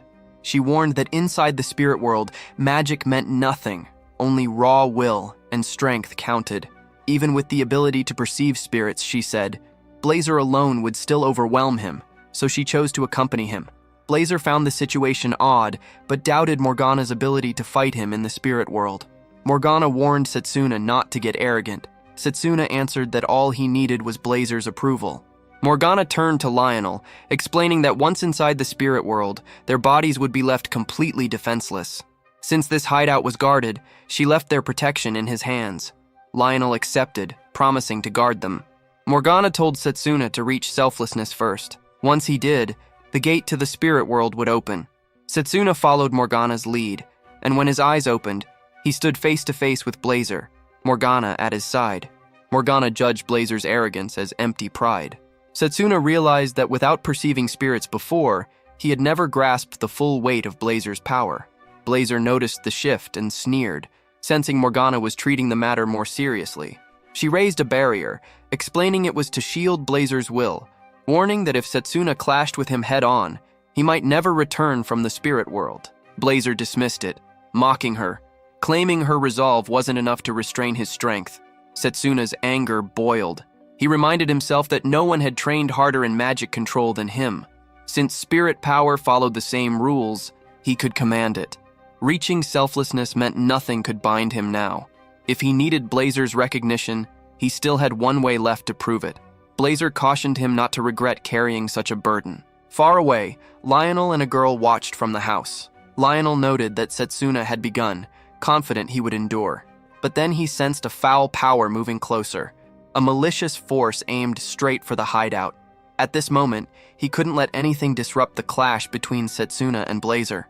The door opened under the weight of the aura. Leo stepped in, voice calm as he excused his presence, asking if anyone was inside. His eyes fell on Lionel, recognizing him as a close combat teacher, then spotted Setsuna, making his task easier. Lionel identified Leo immediately, the runaway student the academy had been chasing. To think Leo had come straight to them. Suddenly, the wall shattered. Zagan stormed in, striking a doll and calling it his recruit. He declared he would take both Morgana and Setsuna. Leo, stunned at his claim, reminded him of their old friendship and asked if he couldn't settle for just Morgana and her servant. Lionel's face hardened. Zagan was also an apostle. Worst timing possible. If not for being a teacher, he would have fled. Leo sensed the weight in the air and told Lionel he wasn't the target, that he could walk away. But Lionel refused. A mana sword formed in his grip as he warned Leo not to insult him. At this academy, no teacher abandoned their students. He charged without hesitation. Inside the spirit world, Blazer told Morgana she would never make him yield, dismissing her words as hollow. Setsuna steadied himself, reminding his own heart that here, willpower ruled, and he had to stay firm. His eyes turned to Morgana, questioning the disturbance. She admitted something was wrong outside. Yule presence had invaded the forest, and her servants had already fallen. Setsuna's chest tightened, but he urged Morgana to push forward. Morgana warned that once the barrier was gone, the spirit's will might burn Setsuna completely and trap him in the spirit world with no way back. Setsuna ignored her caution, deciding the trial was his alone to endure, and told her to guard the teacher and servants instead. Blazer gave a final command, ordering him to return, saying death here would make all his training worthless. Setsuna promised he would come back. Morgana, seeing his resolve, lowered the barrier. Setsuna apologized to Blazer for the delay. Blazer demanded to know why he wanted such power far beyond his grasp, questioning if Setsuna was ready to scorch himself for it. Setsuna answered that in the past world before his regression, he had lost everything. Blazer paused, recognizing that the scene before them reflected Setsuna's own mind. Setsuna went on, explaining how the magic army had been twisted by the apostles, how the world had crumbled beyond repair, how every mentor he had was stolen from him. That regret had stirred the time spirit's power and dragged him back. Now he swore nothing would ever be taken from him again. Blazer found it curious, debating if this drive came from revenge or challenge, calling it a raw piece of human will. To confront despair without flinching was madness, and Setsuna embodied it well. Blazer admitted he was fit to be tested, but warned that the demand wasn't for fragments of power, it was for all of it. He shifted into a smaller, human-like form, declaring the trial would not be a simple duel, but a test imposed by him directly. Setsuna wondered if this was a true clash of wills, then rushed to strike. Blazer answered with equal force, their hands colliding, the impact shaking through the spirit world. In the real world, Lionel battled Zagan. His blade clipped one of Zagan's feathers, earning a grudging remark about his skill. Zagan then sensed alchemy in use, rose high, and roared for everyone to clear the area.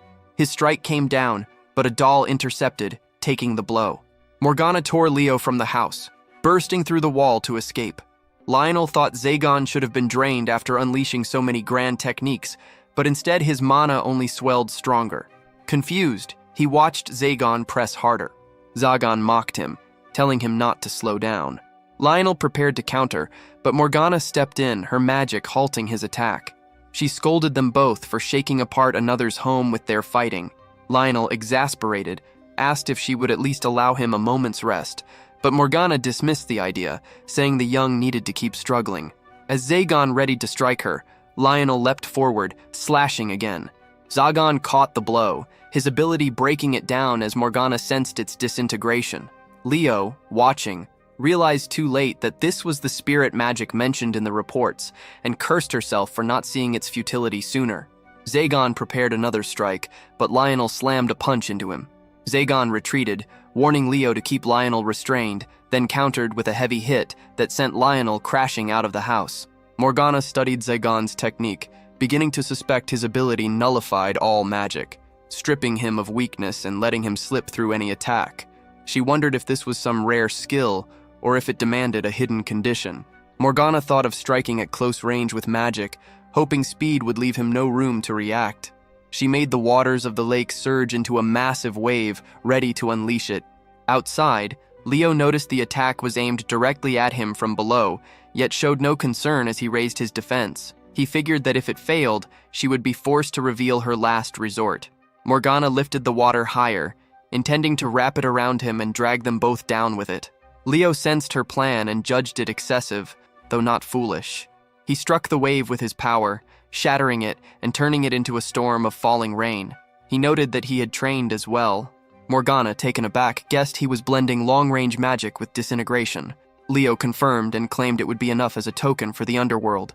He readied his strike, announcing that his task was done. Before the blow landed, Setsuna burst in and threw a punch. Morgana understood instantly. Setsuna had overcome the spirit.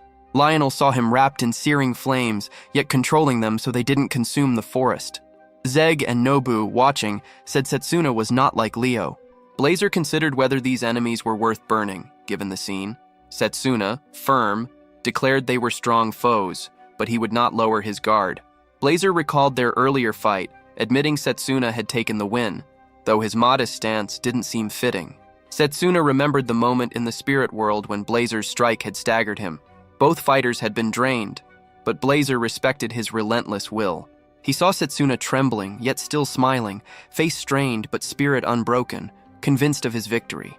Blazer prepared another strike, remarking that Setsuna showed great confidence for a fragile human. Setsuna answered that Blazer's strength explained his flawless record, but that same strength was also his flaw, noting Blazer's power and its weakness.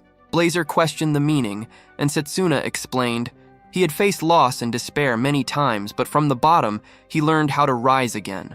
No matter how harsh the trial, his spirit would not shatter, and his will would bring him victory. He readied himself, declaring this would be Blazer's first loss. Blazer rose, declaring it would be Setsuna's final one. They clashed with all they had. Time passed. Blazer marveled at Setsuna's strength, admitting his expectations had been broken. He accepted Setsuna's victory, wondering when he had grown so strong that defeat seemed certain. Setsuna answered that in battle, his will surged higher, and Blazer's blazing resolve flowed into him like fire. Blazer realized it had happened without him noticing and acknowledged Setsuna as an ally worthy of his trust. He extended his hand. Their fists met, and Setsuna thanked him for granting his power. Blazer dismissed the thanks and urged him to go. Setsuna nodded, turned, and faced Zagan. Blazer warned him to watch out for Zagan's claws. Setsuna explained that anything Zagan touched had its magic drained. He recalled that Zagan was the only apostle he had faced before returning, wielding the authority of devouring everything. Zagan nullified spells and absorbed mana from any foe he cut. He had wiped out the Northern Kingdom alone, a nation famed for advanced alchemy gear, while stealing every shred of their magic. Zagan, noticing Setsuna's awareness of his power, admitted he didn't know how Setsuna had learned it, but claimed there was no chance of victory against him. Leo, trying to steady himself through pain, noted that Setsuna's speed had grown far beyond before. Setsuna was surprised Leo could still stand, suspecting he had softened the damage through magic integration, proof of Leo's growth. Zagan told Leo to stand back and leave Setsuna to him. Leo stepped away to watch. Setsuna remembered how he once defeated Zagan by exploiting his advantage with long-range magic. Now Zagan specialized in close combat, where even a single strike could kill. But Setsuna was different as well. He parried Zagan's blow and countered with a side punch, forcing him back, then pressed forward without pause. Zagan was shaken, declaring it impossible for Setsuna to outpace him. Setsuna thought that blending Blazer's flames with his own body boost gave him greater speed. Lionel realized Setsuna was now mixing melee techniques with spirit fire, moving fast enough to land repeated hits on Zagan. Morgana, unimpressed but watchful, noted how quickly he had learned to control the fire's reach with such precision. Zagan bellowed, releasing crushing pressure across the field. He mocked Setsuna for cloaking himself in fire, claiming it only made him easier to absorb. He boasted of feeling the surge of power, calling himself the devourer of all. Setsuna smiled, curious to see what would happen. Zagan lunged, landing a strike. Setsuna had baited him, moving closer to the tree, slipping aside as Zagan attacked. A sudden burn spread through Zagan's body. He called out for Morgana's water to douse him, but then froze, confused at what was happening. Setsuna explained that spirit fire couldn't be consumed like normal mana. Zagan might absorb it, but without control it became poison, eating him from within. The power of a spirit wasn't something beings like him could swallow so easily. Zagan roared, accusing Setsuna of setting him up. He turned to Leo, demanding he erase the magic inside his body. Leo answered with sarcasm, reminding him that moments ago Zagan had ordered him to stay back, but now wanted his help. Then Leo struck Zagan instead, his attack spilling over and catching Morgana as well. Zagan staggered, confused at Leo's actions. Before realizing the truth, Leo had betrayed him. Leo made it clear, saying the mission came first. Morgana was useless, and Zagan's sharp sense of smell had served its purpose to track her, but his beast instincts had become intolerable. Leo had acted as required. Zagan, enraged, swore he would never forgive him and vowed to drag them all down with him. For his master's sake, he would kill every last one. As Zagan readied his strike, Setsuna unleashed spirit flames, cutting the air with a blazing slash. Zagan spat a stone in response, but the flames tore through it, reducing his body to ashes. Only a black gemstone remained. Setsuna stared at it, then turned to call for Leo, but realized he had already vanished. He muttered Leo's name, carving it into memory, promising that no matter where Leo fled, he would find him and end him without mercy when they crossed again. Morgana collapsed. Setsuna rushed to her side, insisting she hold on and promising immediate treatment. She explained that disintegration magic had been used on her body, and saving her was impossible. Lionel and Setsuna were crushed by the weight of it. With a faint smile, Morgana told them not to grieve. She said Setsuna was the close combat mage acknowledged by the spirit flame, and that she had something to pass on. She handed him a tool containing her spirit, saying it would help him grasp the flow of water and the sea. Setsuna trembled, begging her not to speak as if leaving a memento. He refused to believe there was no way to save her, but Morgana had already passed. Setsuna gently laid her body down, heavy with grief. He muttered to himself that no matter how strong he became, if he couldn't protect what mattered, then strength meant nothing. Lionel stepped closer, trying to steady him. He reminded him that life was uncertain. No one could predict what came next. No matter how strong someone became, humans were flawed. What mattered was to keep facing hardship without breaking, to keep fighting as long as breath remained. He hoped Setsuna would grasp that truth. At that moment, a girl approached and patted Setsuna's head. She chided him for being tricked, warning that speaking of keepsakes only brought bad luck. Setsuna froze, stunned, as she revealed she was the real Morgana. Lionel stood speechless beside him. Morgana explained that the old woman they had known was nothing more than an alchemical doll, like the rest of her servants. But unlike them, Morgana had embedded her soul into that vessel, so its emotions and strength carried her essence. She mocked Setsuna as a fool, saying it was just experience. Lionel, still shaken, asked if the old woman had been nothing but a decoy. Morgana confirmed, calling the doll the alchemist's masterpiece. She asked if they were all shocked by the revelation. Setsuna admitted he had never seen a doll so lifelike. He remembered that even in the spirit world she had appeared as the old woman. Morgana replied that within the spirit realm, appearances could shift at will. Lionel questioned if calling herself Morgana wasn't going too far. Morgana revealed pointed ears, proving she was an elf. She explained that elves lived far longer than humans and asked Setsuna to guess her age. Lionel pushed Setsuna to try, saying he was good at that sort of thing. Setsuna refused outright, knowing it was a trap with no safe answer. Morgana laughed and gave the answer herself. She was 300 years old. Setsuna noted that she hadn't answered in numbers and pressed if that meant she had taken part in the Great Magic War. Morgana smirked, hinting at his interest in the war. She said she could share it, but not without a price. Setsuna, eager for knowledge, offered money. Morgana scoffed, saying it wasn't about coin and that this place wasn't safe for such talk. She led them toward the lake, where the erased history could be spoken freely. At the lake, Morgana tossed stones across the water, trying to skip them. On her third throw, the stone sank, and she cursed at failing to break the 90-year streak. Setsuna glanced at Lionel, asking if he alone struggled to keep up with her pace. Lionel admitted he was in the same spot, and guessed Morgana carried plenty of stress. Morgana exhaled and pulled them back to the subject of the Great War. She explained that the world housed many races: humans, dwarves, beastmen, and others. Among them, elves had lifespans so long they seemed endless. They lived close to nature, often bonding with spirits, which gave them mastery of spirit magic. While some humans revered elves and spirits, not all saw them favorably. Some elves twisted this reverence, straying from their paths. One elf, worshipped by a nation, bent its king to his will and spread spirit magic to his followers, sparking a war to dominate the world. Morgana asked if that war fit the name Great Magic War. Lionel pointed out how blind faith mixed with power turned dangerous. Morgana continued, saying both sides bled heavily until the elf's forces fell. From then on, elves were hunted as corruptors of the mind. Setsuna realized that ancient magic was a label invented to hide the truth, that there was magic that bound spirits. Morgana confirmed it, saying that was the reason for the name. Lionel, still trying to take it all in, asked if she hated humans for what they had done to her kind. She admitted she once had, but not anymore. When pressed, she admitted she still kept her distance, since even 2 centuries later, some still wanted elves dead. The hatred left behind by the Great War never faded, which was why she disguised her identity. Setsuna asked why she showed her true self now. Morgana answered that Dana had trusted him, and Setsuna had proven worthy of that trust. She had seen him break down, and it felt time to reveal herself. Setsuna snapped back that he hadn't cried. His thoughts turned to the war, how elves had used spirit magic to defeat one apostle, but the price was high. Forbidden magic had been used, and many lives were lost. The 3 of them then set about restoring the forest, fixing the damage their fight had left. When the work was done, it was time to part. Morgana thanked them for cleaning up. Setsuna said he was glad to have met her. Lionel asked what she would do next. She replied that since her location was now exposed, she would have to vanish again, and they might never see her anymore.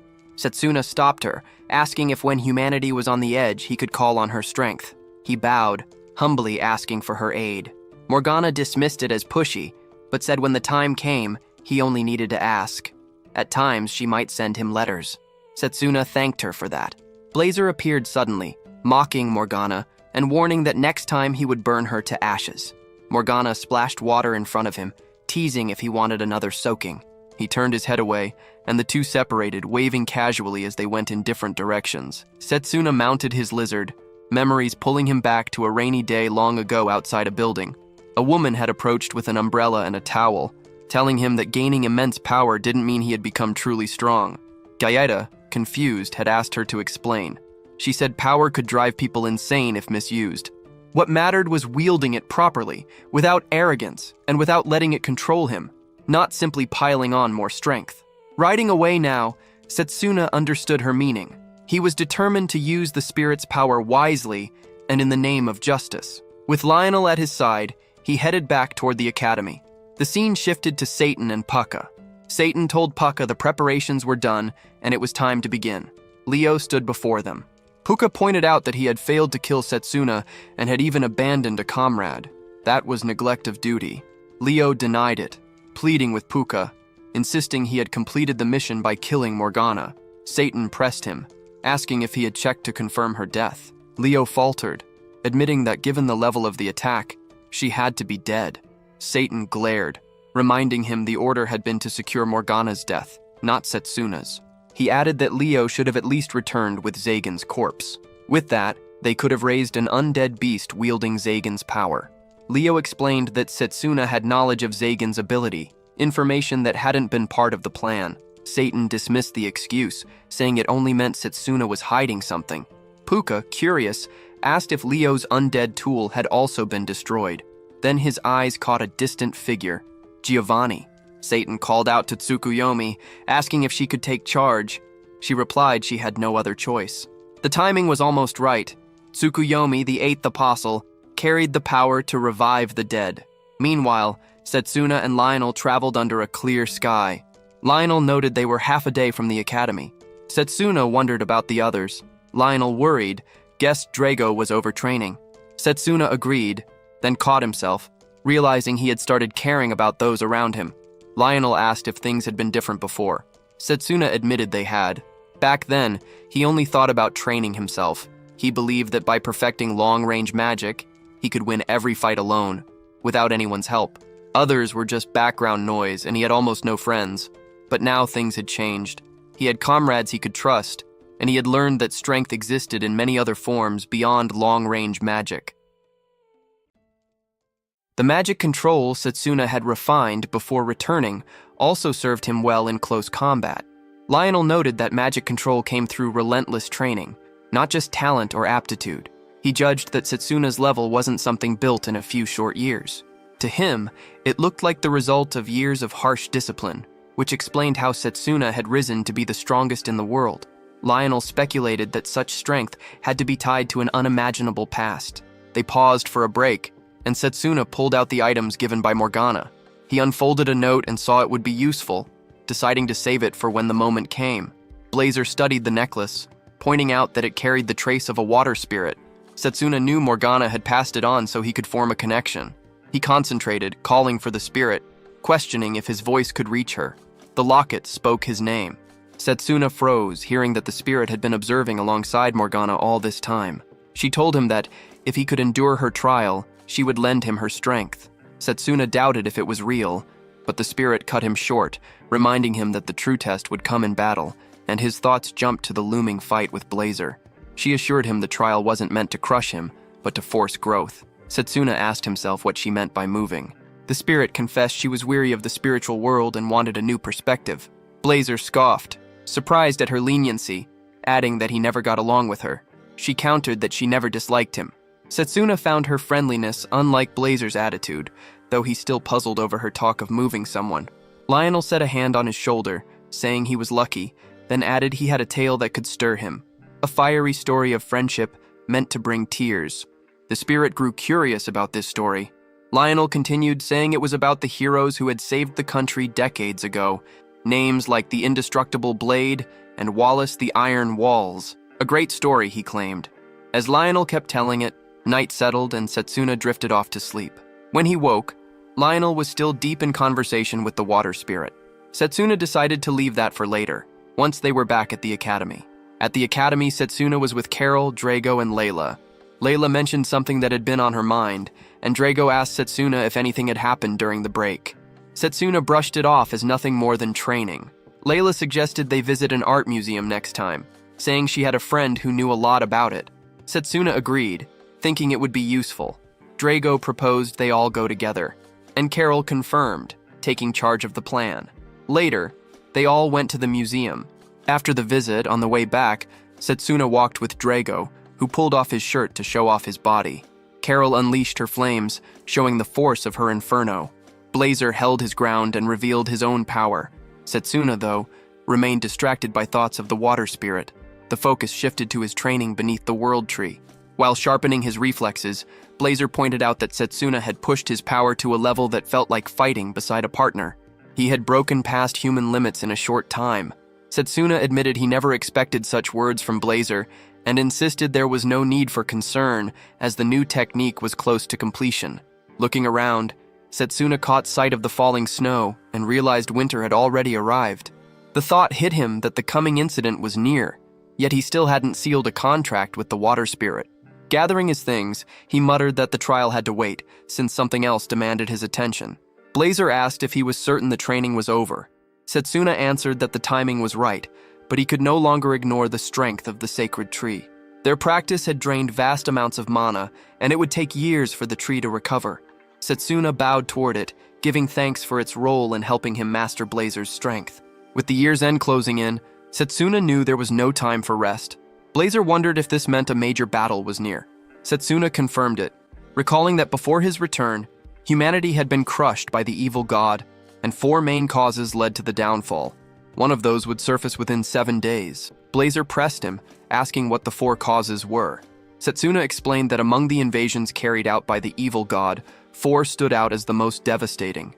The Great Vow of the Dragon's Silence, the collapse of the Magus army, the sudden vanishing of the royal capital in a single night, and the stirring of the underworld's army within 7 days. On top of that, the abrupt surge of countless undead inflicted heavy losses on both the Magus force and the civilians. Blazer questioned whether the undead were really that much of a threat. Bahat countered that ordinary undead would not be dangerous, but these were different. The ones raised as enemies had once been heroes, figures revered across the world. A strong power had twisted them into these unique undead. At first, he suspected Giovanni of being the apostle responsible, but doubted Giovanni had the strength to command an army from the underworld. The coming event was a grave robbery in Eldon, Setsuna's hometown, where the tombs of heroes would be desecrated. People assumed their treasures were the target, but Blazer pointed out that the real prize was the corpses themselves. Setsuna resolved to reach the royal cemetery before the night of the crime to stop it.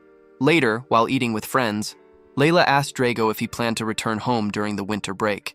Drago confirmed it, explaining his father intended to pass down the family's secret close combat techniques. Carol said she would be spending time with Fenrir in the frozen plains of her family's territory and wondered if Blazer would accompany her. Blazer refused. Layla was stunned to learn that Carol's family owned land at all, something she could hardly picture. Carol then turned to Setsuna, asking about his own plans. He sat quiet, lost in thought, and when pressed again, looked startled, as if pulled back from somewhere else.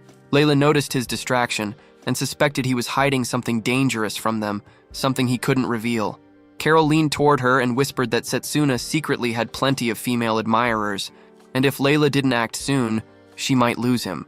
Layla denied it, but Carol insisted there was no need to hide her feelings. Layla switched the topic and asked Setsuna about his origins. He answered that he had grown up in an orphanage in the Eldina region. Layla remarked that this was close to her family's inn. Overhearing, Carl jumped into the conversation, commenting on her family's business. Setsuna asked who he was. Carl, annoyed, introduced himself as a noble. Then he turned to Layla, inviting her to join his salon, boasting of luxury vacations far beyond anything an inn could provide. With a sharp flick of a finger, a tree burst out of the ground beside Carl, its trunk rising fast and carrying him up into the branches. Shock rippled through the crowd. Setsuna knew the spell at once. A girl appeared and firmly stopped Carl from getting any closer to Layla. Carl reacted in defense, insisting he had not done anything yet. Layla turned toward the girl and quickly recognized her. The newcomer rushed in and wrapped Layla in a tight embrace, poking fun at how much cuter she had become. Setsuna watched in surprise, trying to place her. Layla explained that the girl was Roberta, a relative who had come to take her home for winter break. Roberta added that she planned to help out with the Saints Festival in Eldina. Setsuna showed he already knew of the festival, recalling that it centered on prayers offered to the heroes resting in the royal cemetery. He also remembered how that same event had once led to a grave robbery, when weak security allowed the heroes' bodies to be stolen. Hearing this, Roberta relaxed and decided the group posed no danger.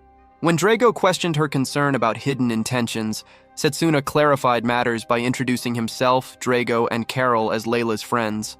Roberta responded warmly, resting a hand on Setsuna's shoulder and acknowledging his abilities, noting she had heard stories about him from Layla. Layla added that Setsuna also came from Eldina, prompting Roberta to offer him a ride. Setsuna accepted without hesitation. As the carriage rolled onward, Layla noticed that Setsuna and Roberta were sitting together, a scene that stirred memories of how popular he tended to be. She spoke about wanting to attend the Saints Festival, but before the thought could go further, the carriage lurched to a sudden stop. Roberta looked ahead and spotted a group of demonic dogs closing in. Lately, monsters like these had been growing more dangerous. She reacted fast, tossing mana-filled seeds that erupted into full-grown trees, blocking most of the beasts.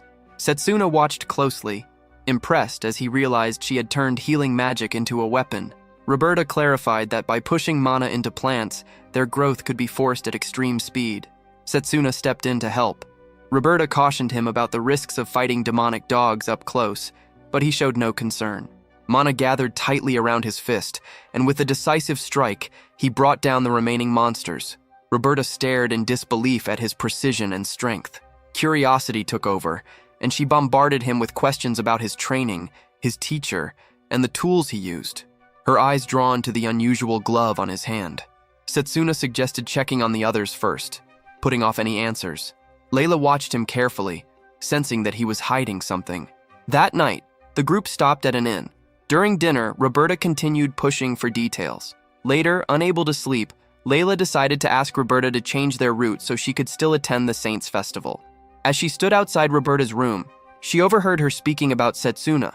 Roberta speculated that he might be a user of ancient magic and spoke of arranging 10 or even 20 purification nights. She went further, stating she would carry out judgment immediately if needed.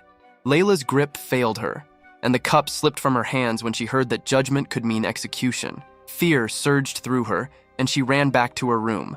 The noise drew Roberta out, but all she found was the mess left on the floor.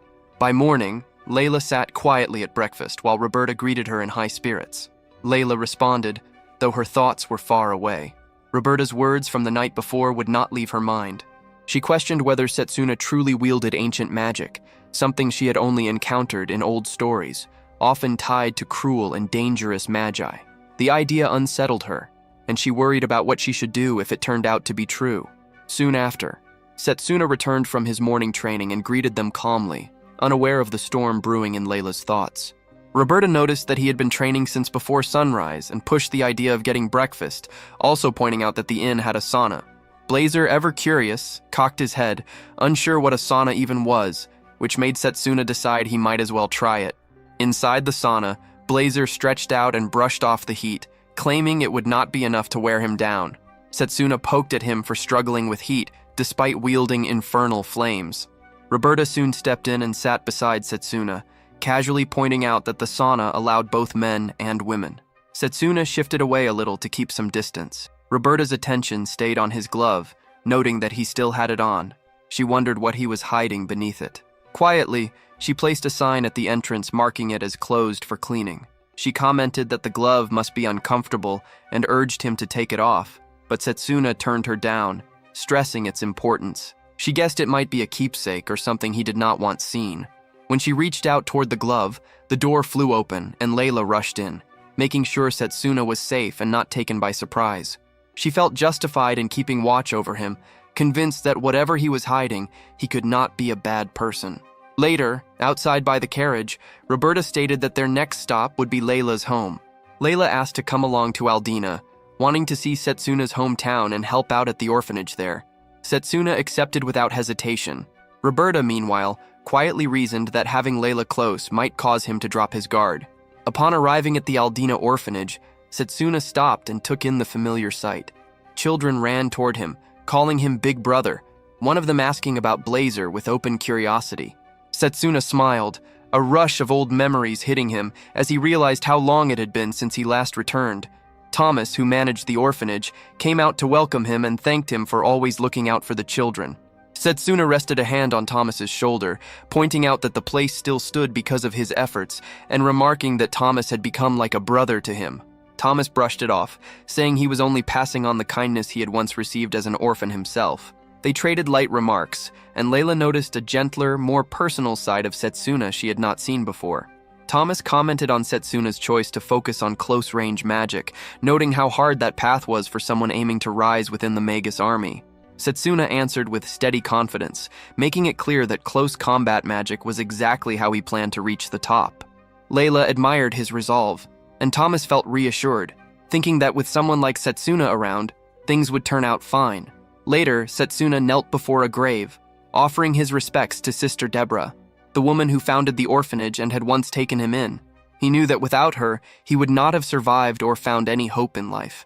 Layla recognized how much Sister Deborah meant to him, while Roberta urged him to share a few memories. He declined, saying he still had matters to handle.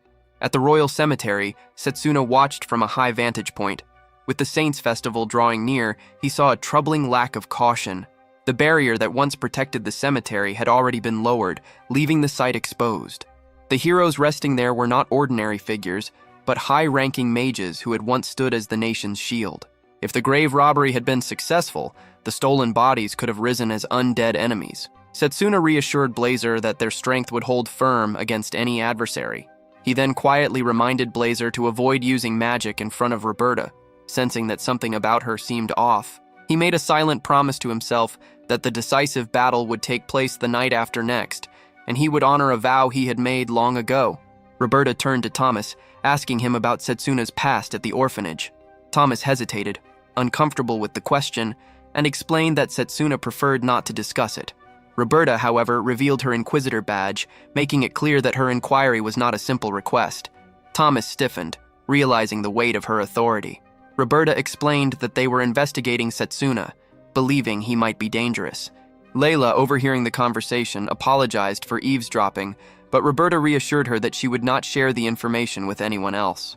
Thomas then began recounting the night Setsuna had arrived at the orphanage, a night he would never forget.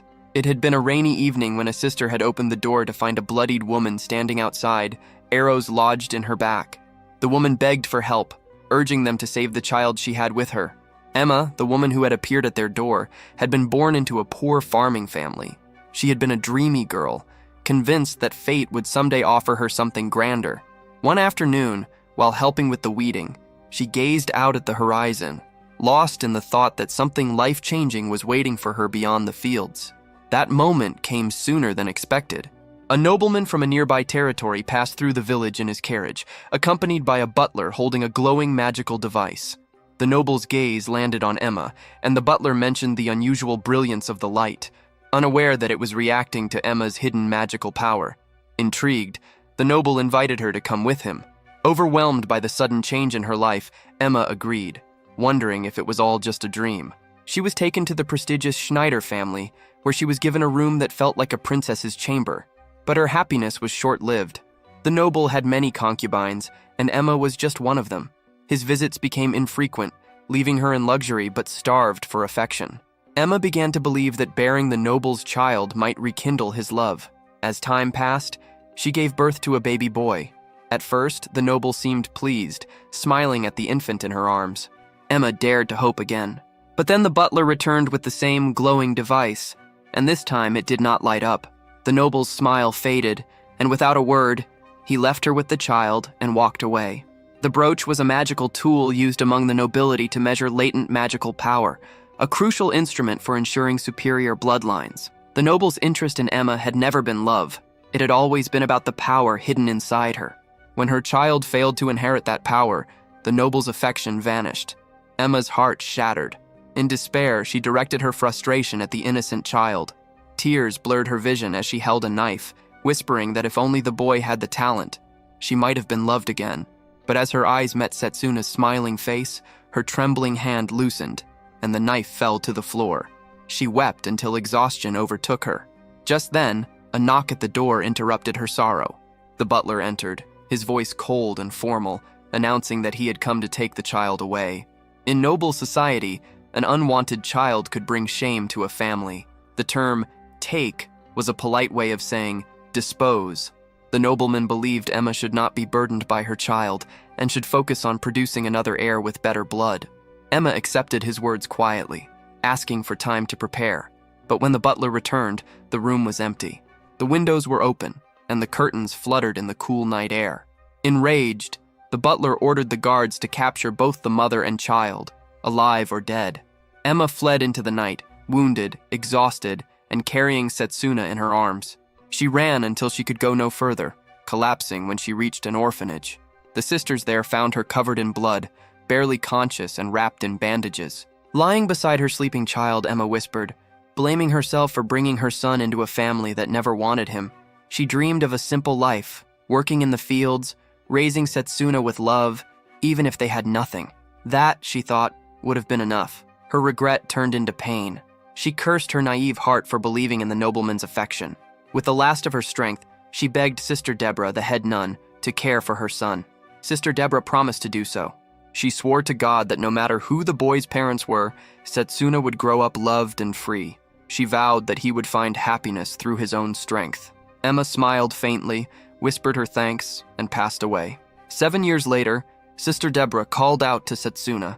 He turned, his face bruised with a swollen cheek. Thomas, one of the other boys, rushed to him, shocked. Setsuna explained that he had tried to stop a fight between Raka, the eldest son of the Hakonin family, and another child. When Setsuna intervened, Raka shoved him aside using magic. Setsuna confessed that Raka had mocked him, saying commoners could never match nobles because their magic power was inferior.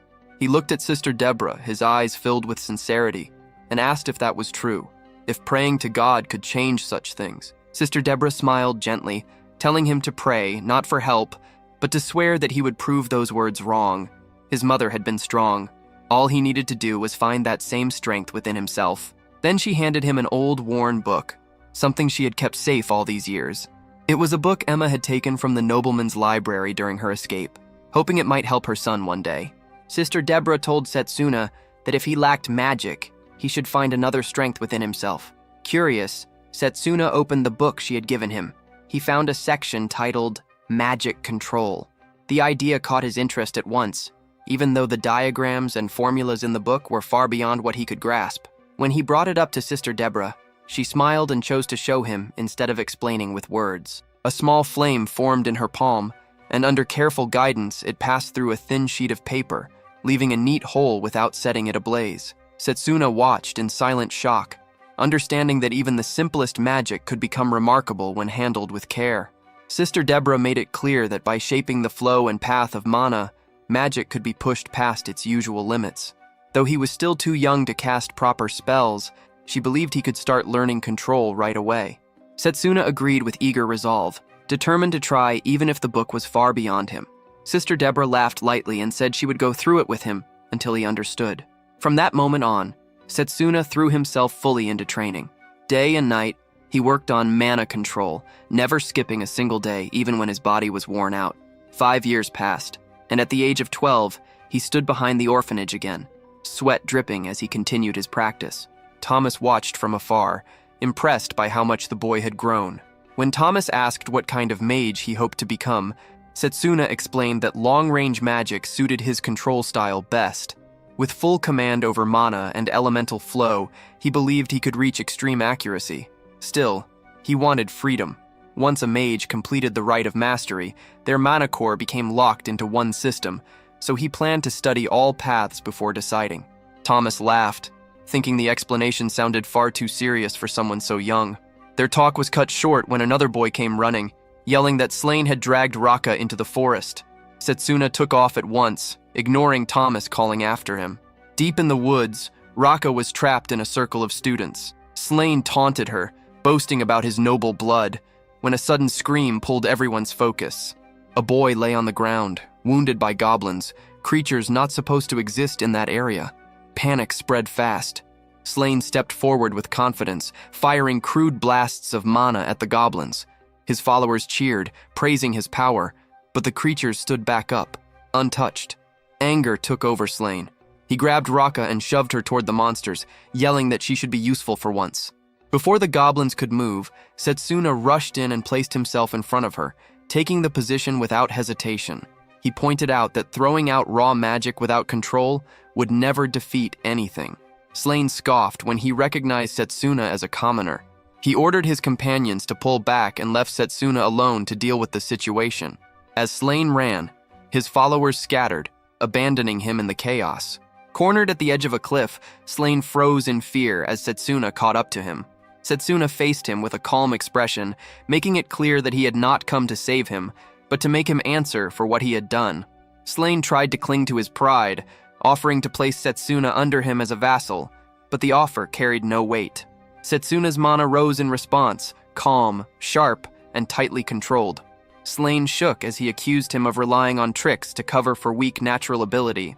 To him, talent alone defined a mage. Setsuna accepted that his raw mana was limited, but his thoughts went back to the years spent refining control. Endless drills filled his mind, late nights, repeated failures, and slow improvement earned through effort. He took out a small sheet of paper, fed it mana, and let it burn in his palm, the flame moving exactly as he willed. In that silent display, he made his answer clear without words. Skill forged through persistence could overcome talent given at birth. Slain's eyes widened as he felt the strange mana coming off Setsuna. It matched the feel of bestowal magic. That made no sense. Someone who had not even completed the rite of mastery should not be able to handle power like that.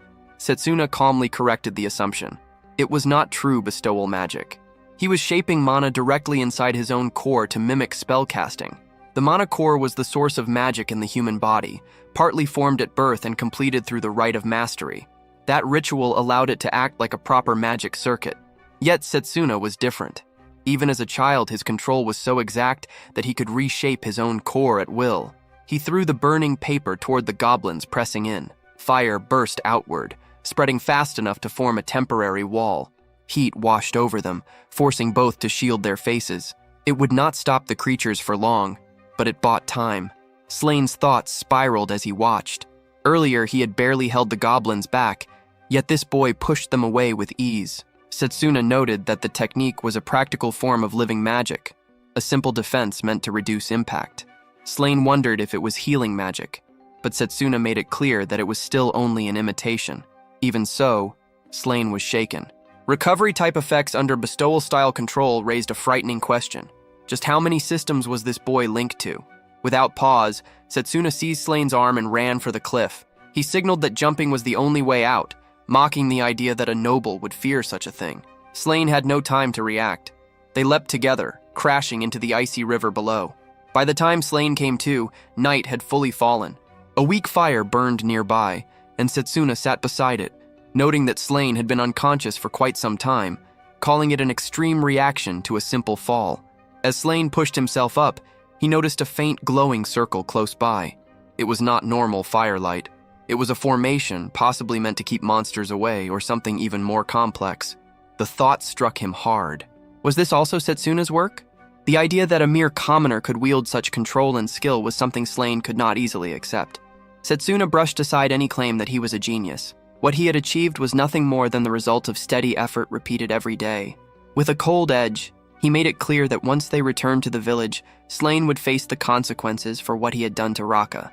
Back at the orphanage, Thomas scolded Setsuna for acting without thinking, but Setsuna only laughed it off, thanking him for stepping in to protect Raka. He then pushed Slane forward, pointing out that no one from the Hakkinen family was searching for him nearby, and that Raka could decide his fate. If she wanted, he could even be sent back toward Goblin Land. Slane tried to beg forgiveness, but Raka answered with a sharp kick that folded him over. She screamed at him to stay away from them forever. Thomas noted, half surprised, that she had handled it well, and Setsuna commented that it was good treatment for Slane. Life at the orphanage went on as always, poor but calm.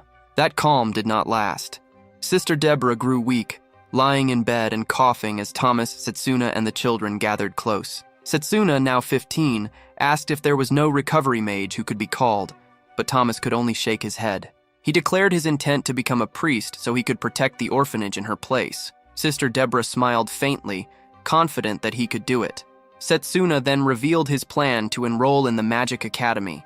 She congratulated him softly, tears welling in her eyes. He credited everything to her teaching and care, and she told both of them that they had grown into fine people. Her face then darkened as she spoke of her past. She had once served in the Magus Battalion, fighting without rest in the name of peace. On the night monsters attacked Eldina, she failed to defend the village. The parents of many children at the orphanage died that night. Cursed by the monsters, her body had decayed from within, leaving her unable to have children. After leaving the battalion, she returned to the orphanage, raising the children as a way to atone for her failure. In truth, it was also a way to soothe her own fragile heart. She broke down, calling herself weak, and spoke of how the children's smiles had given her life purpose. Her voice shook as she thanked them for those memories. Their laughter had become the core of her heart. Setsuna told her that it was she who had given them back their smiles. Because of her, they had survived and grown. She had been the light that guided his path. He swore that he would become the strongest long-range mage, graduate at the top of his class, join the Magus Battalion, and one day support the orphanage under a name she could be proud of. Her tears eased, replaced by calm, as she said she could finally rest. Not long after, Sister Deborah passed away. Time moved on, and Setsuna soon entered the MagicAcademy. In the present, Layla listened in silence as his story reached its end. Her eyes filled with both sadness and respect. Roberta, however, remained deep in thought. Now she understood how his control had been forged, shaped by years of hardship and strict discipline from a very young age. His flawless accuracy now made sense, yet one doubt remained. With his level of control, long-range magic was the clear road to success, so why commit to close combat instead? There had to be something he valued more than rank or honor, something worth discarding a safe future for. Later that night, Setsuna made his way back to the dorms, unaware that Roberta was already there, waiting. Her suspicion had not faded. Ancient magic was said to leave behind an evil crest, and she intended to confirm the truth herself. As he drew closer, she snapped her wrist and sent a sharp wooden splinter flying. It struck his left glove, ripping through the fabric. Her breath caught when she saw what lay beneath. On Setsuna's exposed hand was a faint burn scar. Understanding flashed across her face as she stepped out from the darkness. Setsuna reacted without panic, calmly recognizing her magic and questioning her actions. Roberta revealed the symbol of the Holy Church and identified herself as an inquisitor. She stated that he was suspected of wielding ancient magic and demanded another look at the back of his left hand. Setsuna did not resist. He showed it to her at once, explaining that the mark was only a burn earned during a joint training exercise at the academy. It was unpleasant to look at, which was why he kept it covered. Roberta examined it carefully and found no sign of alteration or concealment. Her suspicion collapsed into clear embarrassment. She apologized deeply for her conduct, bowing low. Setsuna asked her to stop. For him, the matter was settled. When she questioned why he was out so late, he explained that he was assisting with patrols around the royal cemetery.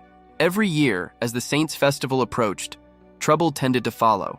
Roberta accepted his answer and took her leave, quietly thinking that Layla's feelings toward him were easy to understand, and perhaps well-placed. Once she was gone, a dim light surfaced from the burn mark on Setsuna's hand. The glow formed into an orb, and Blazer's voice echoed from within, complaining about how tense the situation had been and questioning why Setsuna had not avoided the attack when it would have been easy. Setsuna answered that dodging would only have fueled Roberta's doubts. Allowing her to see the fake scar had been deliberate. His thoughts turned to Morgana's letter and the orb itself, a magic tool born from alchemy and bound with the power of a water spirit. When fused with the skin, it could temporarily erase the glow of the true crest, hiding it even from advanced detection. It was one of Morgana's unique creations. Setsuna offered her silent thanks. With Roberta's suspicions put to rest, only the grave robbers remained unresolved. When the day of the Saints' festival finally arrived, the city streets burst with color, noise, and movement. Roberta went to Layla and confirmed that Setsuna's name had been cleared. She admitted that her suspicion had caused trouble for many people and offered another apology. Layla responded with a calm smile, saying she had never once doubted Setsuna's nature. Roberta let out a breath in relief and teased that since Layla stayed so close to him, she might as well invite him to the festival that night. Caught off guard, Layla stumbled over her reply. She insisted it was nothing like that, yet admitted that at the academy they were always together. So maybe, just maybe, she wanted a chance to spend time alone with him during this trip. Roberta laughed softly at her awkward reaction, then eased her tone. If that was how she felt, then she said they should make sure he experienced the festival properly. Elsewhere, Setsuna placed a pendant into a drawer. It was Morgana's gift, and if it ever fell into the hands of the apostles, neither Lady Morgana nor Waterina would be safe. There was also the risk of it being destroyed in battle, so he chose to leave it behind.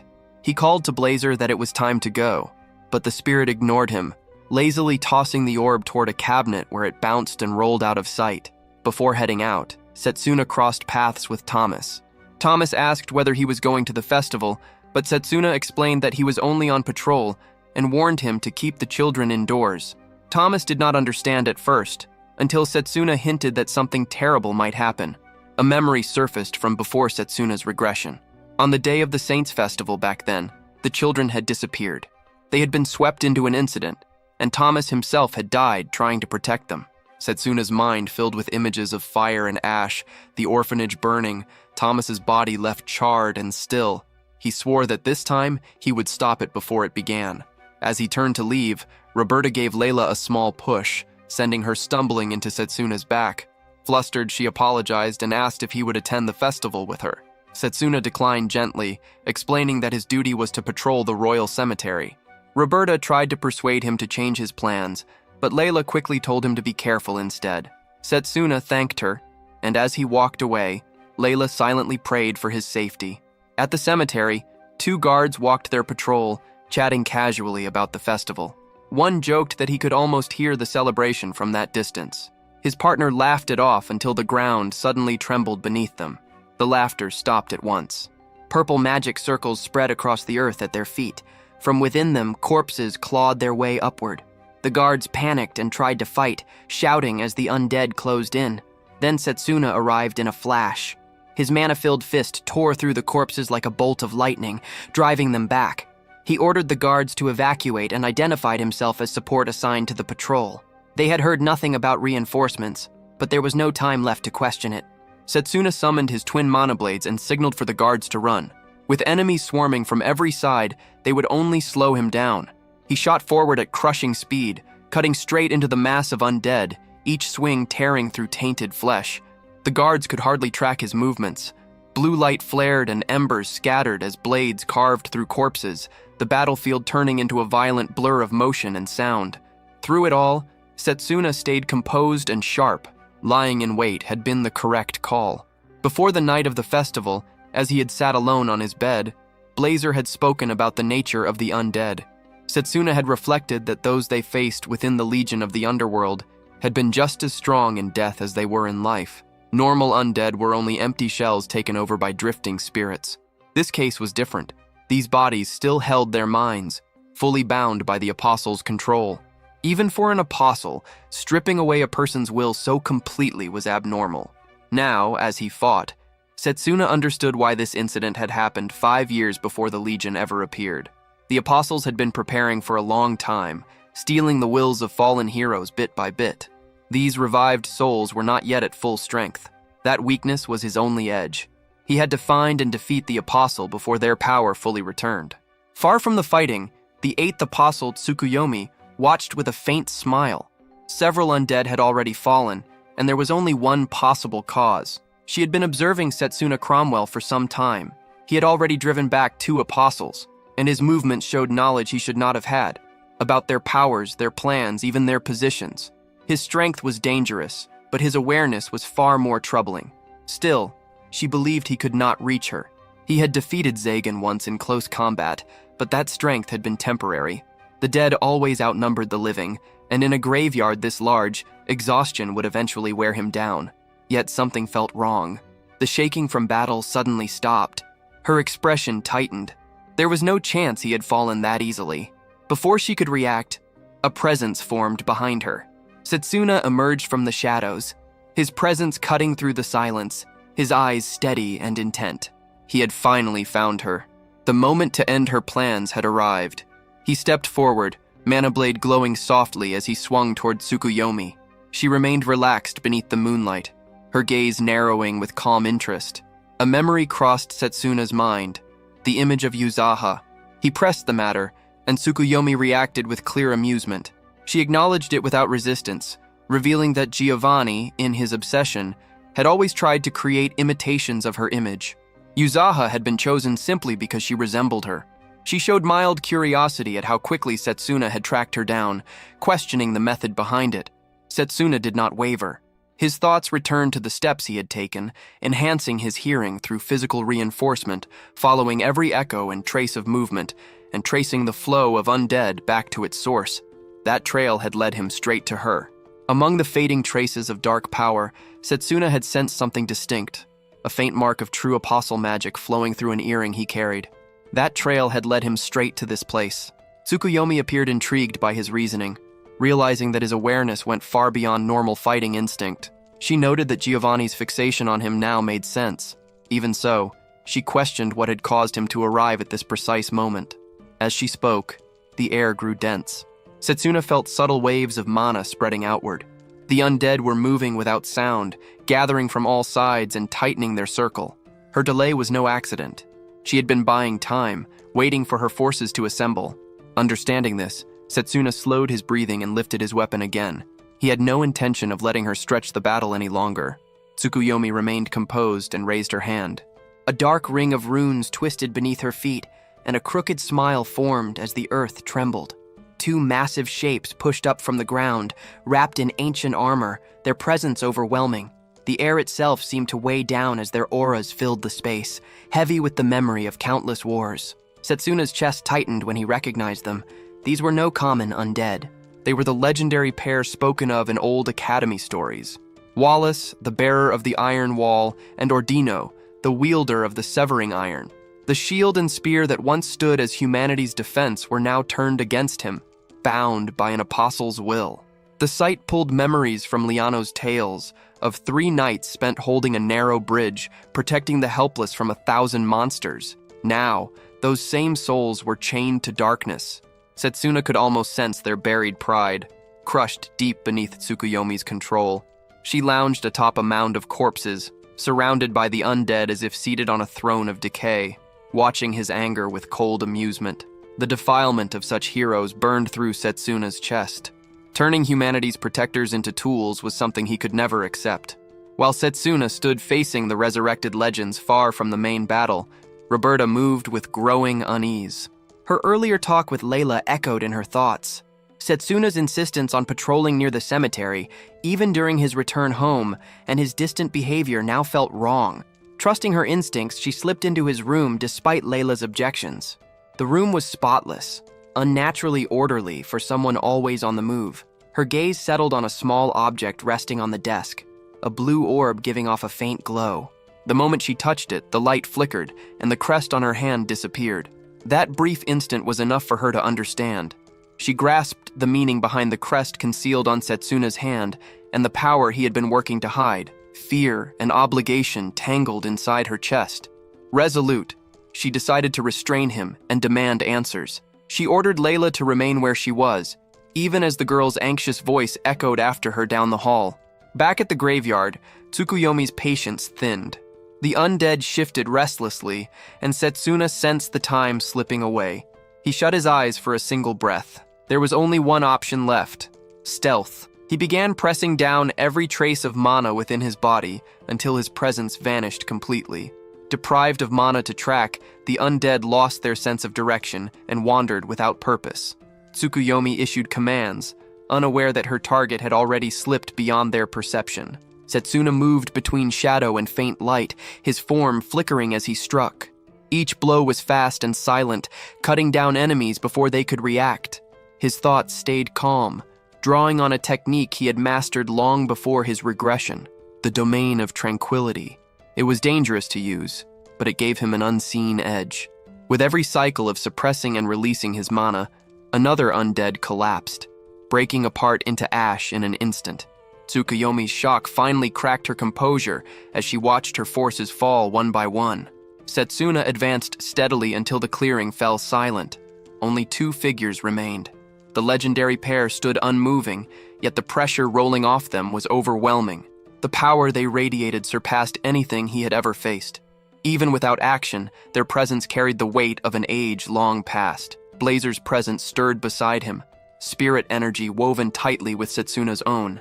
Setsuna considered how long his body could last if he released both his full strength and spirit magic at once. The answer was immediate, 3 times longer than before, but still no more than 3 minutes. He let out a slow breath, resolve setting in. 3 minutes would have to be enough. The regrets buried within Wallace and Ordino deserved rest, not distortion. Setsuna clenched his mana blade and stepped forward, the final clash beginning as he counted each second in his mind. From a distance, Roberta hid behind a tree, watching as Setsuna faced the undead alone.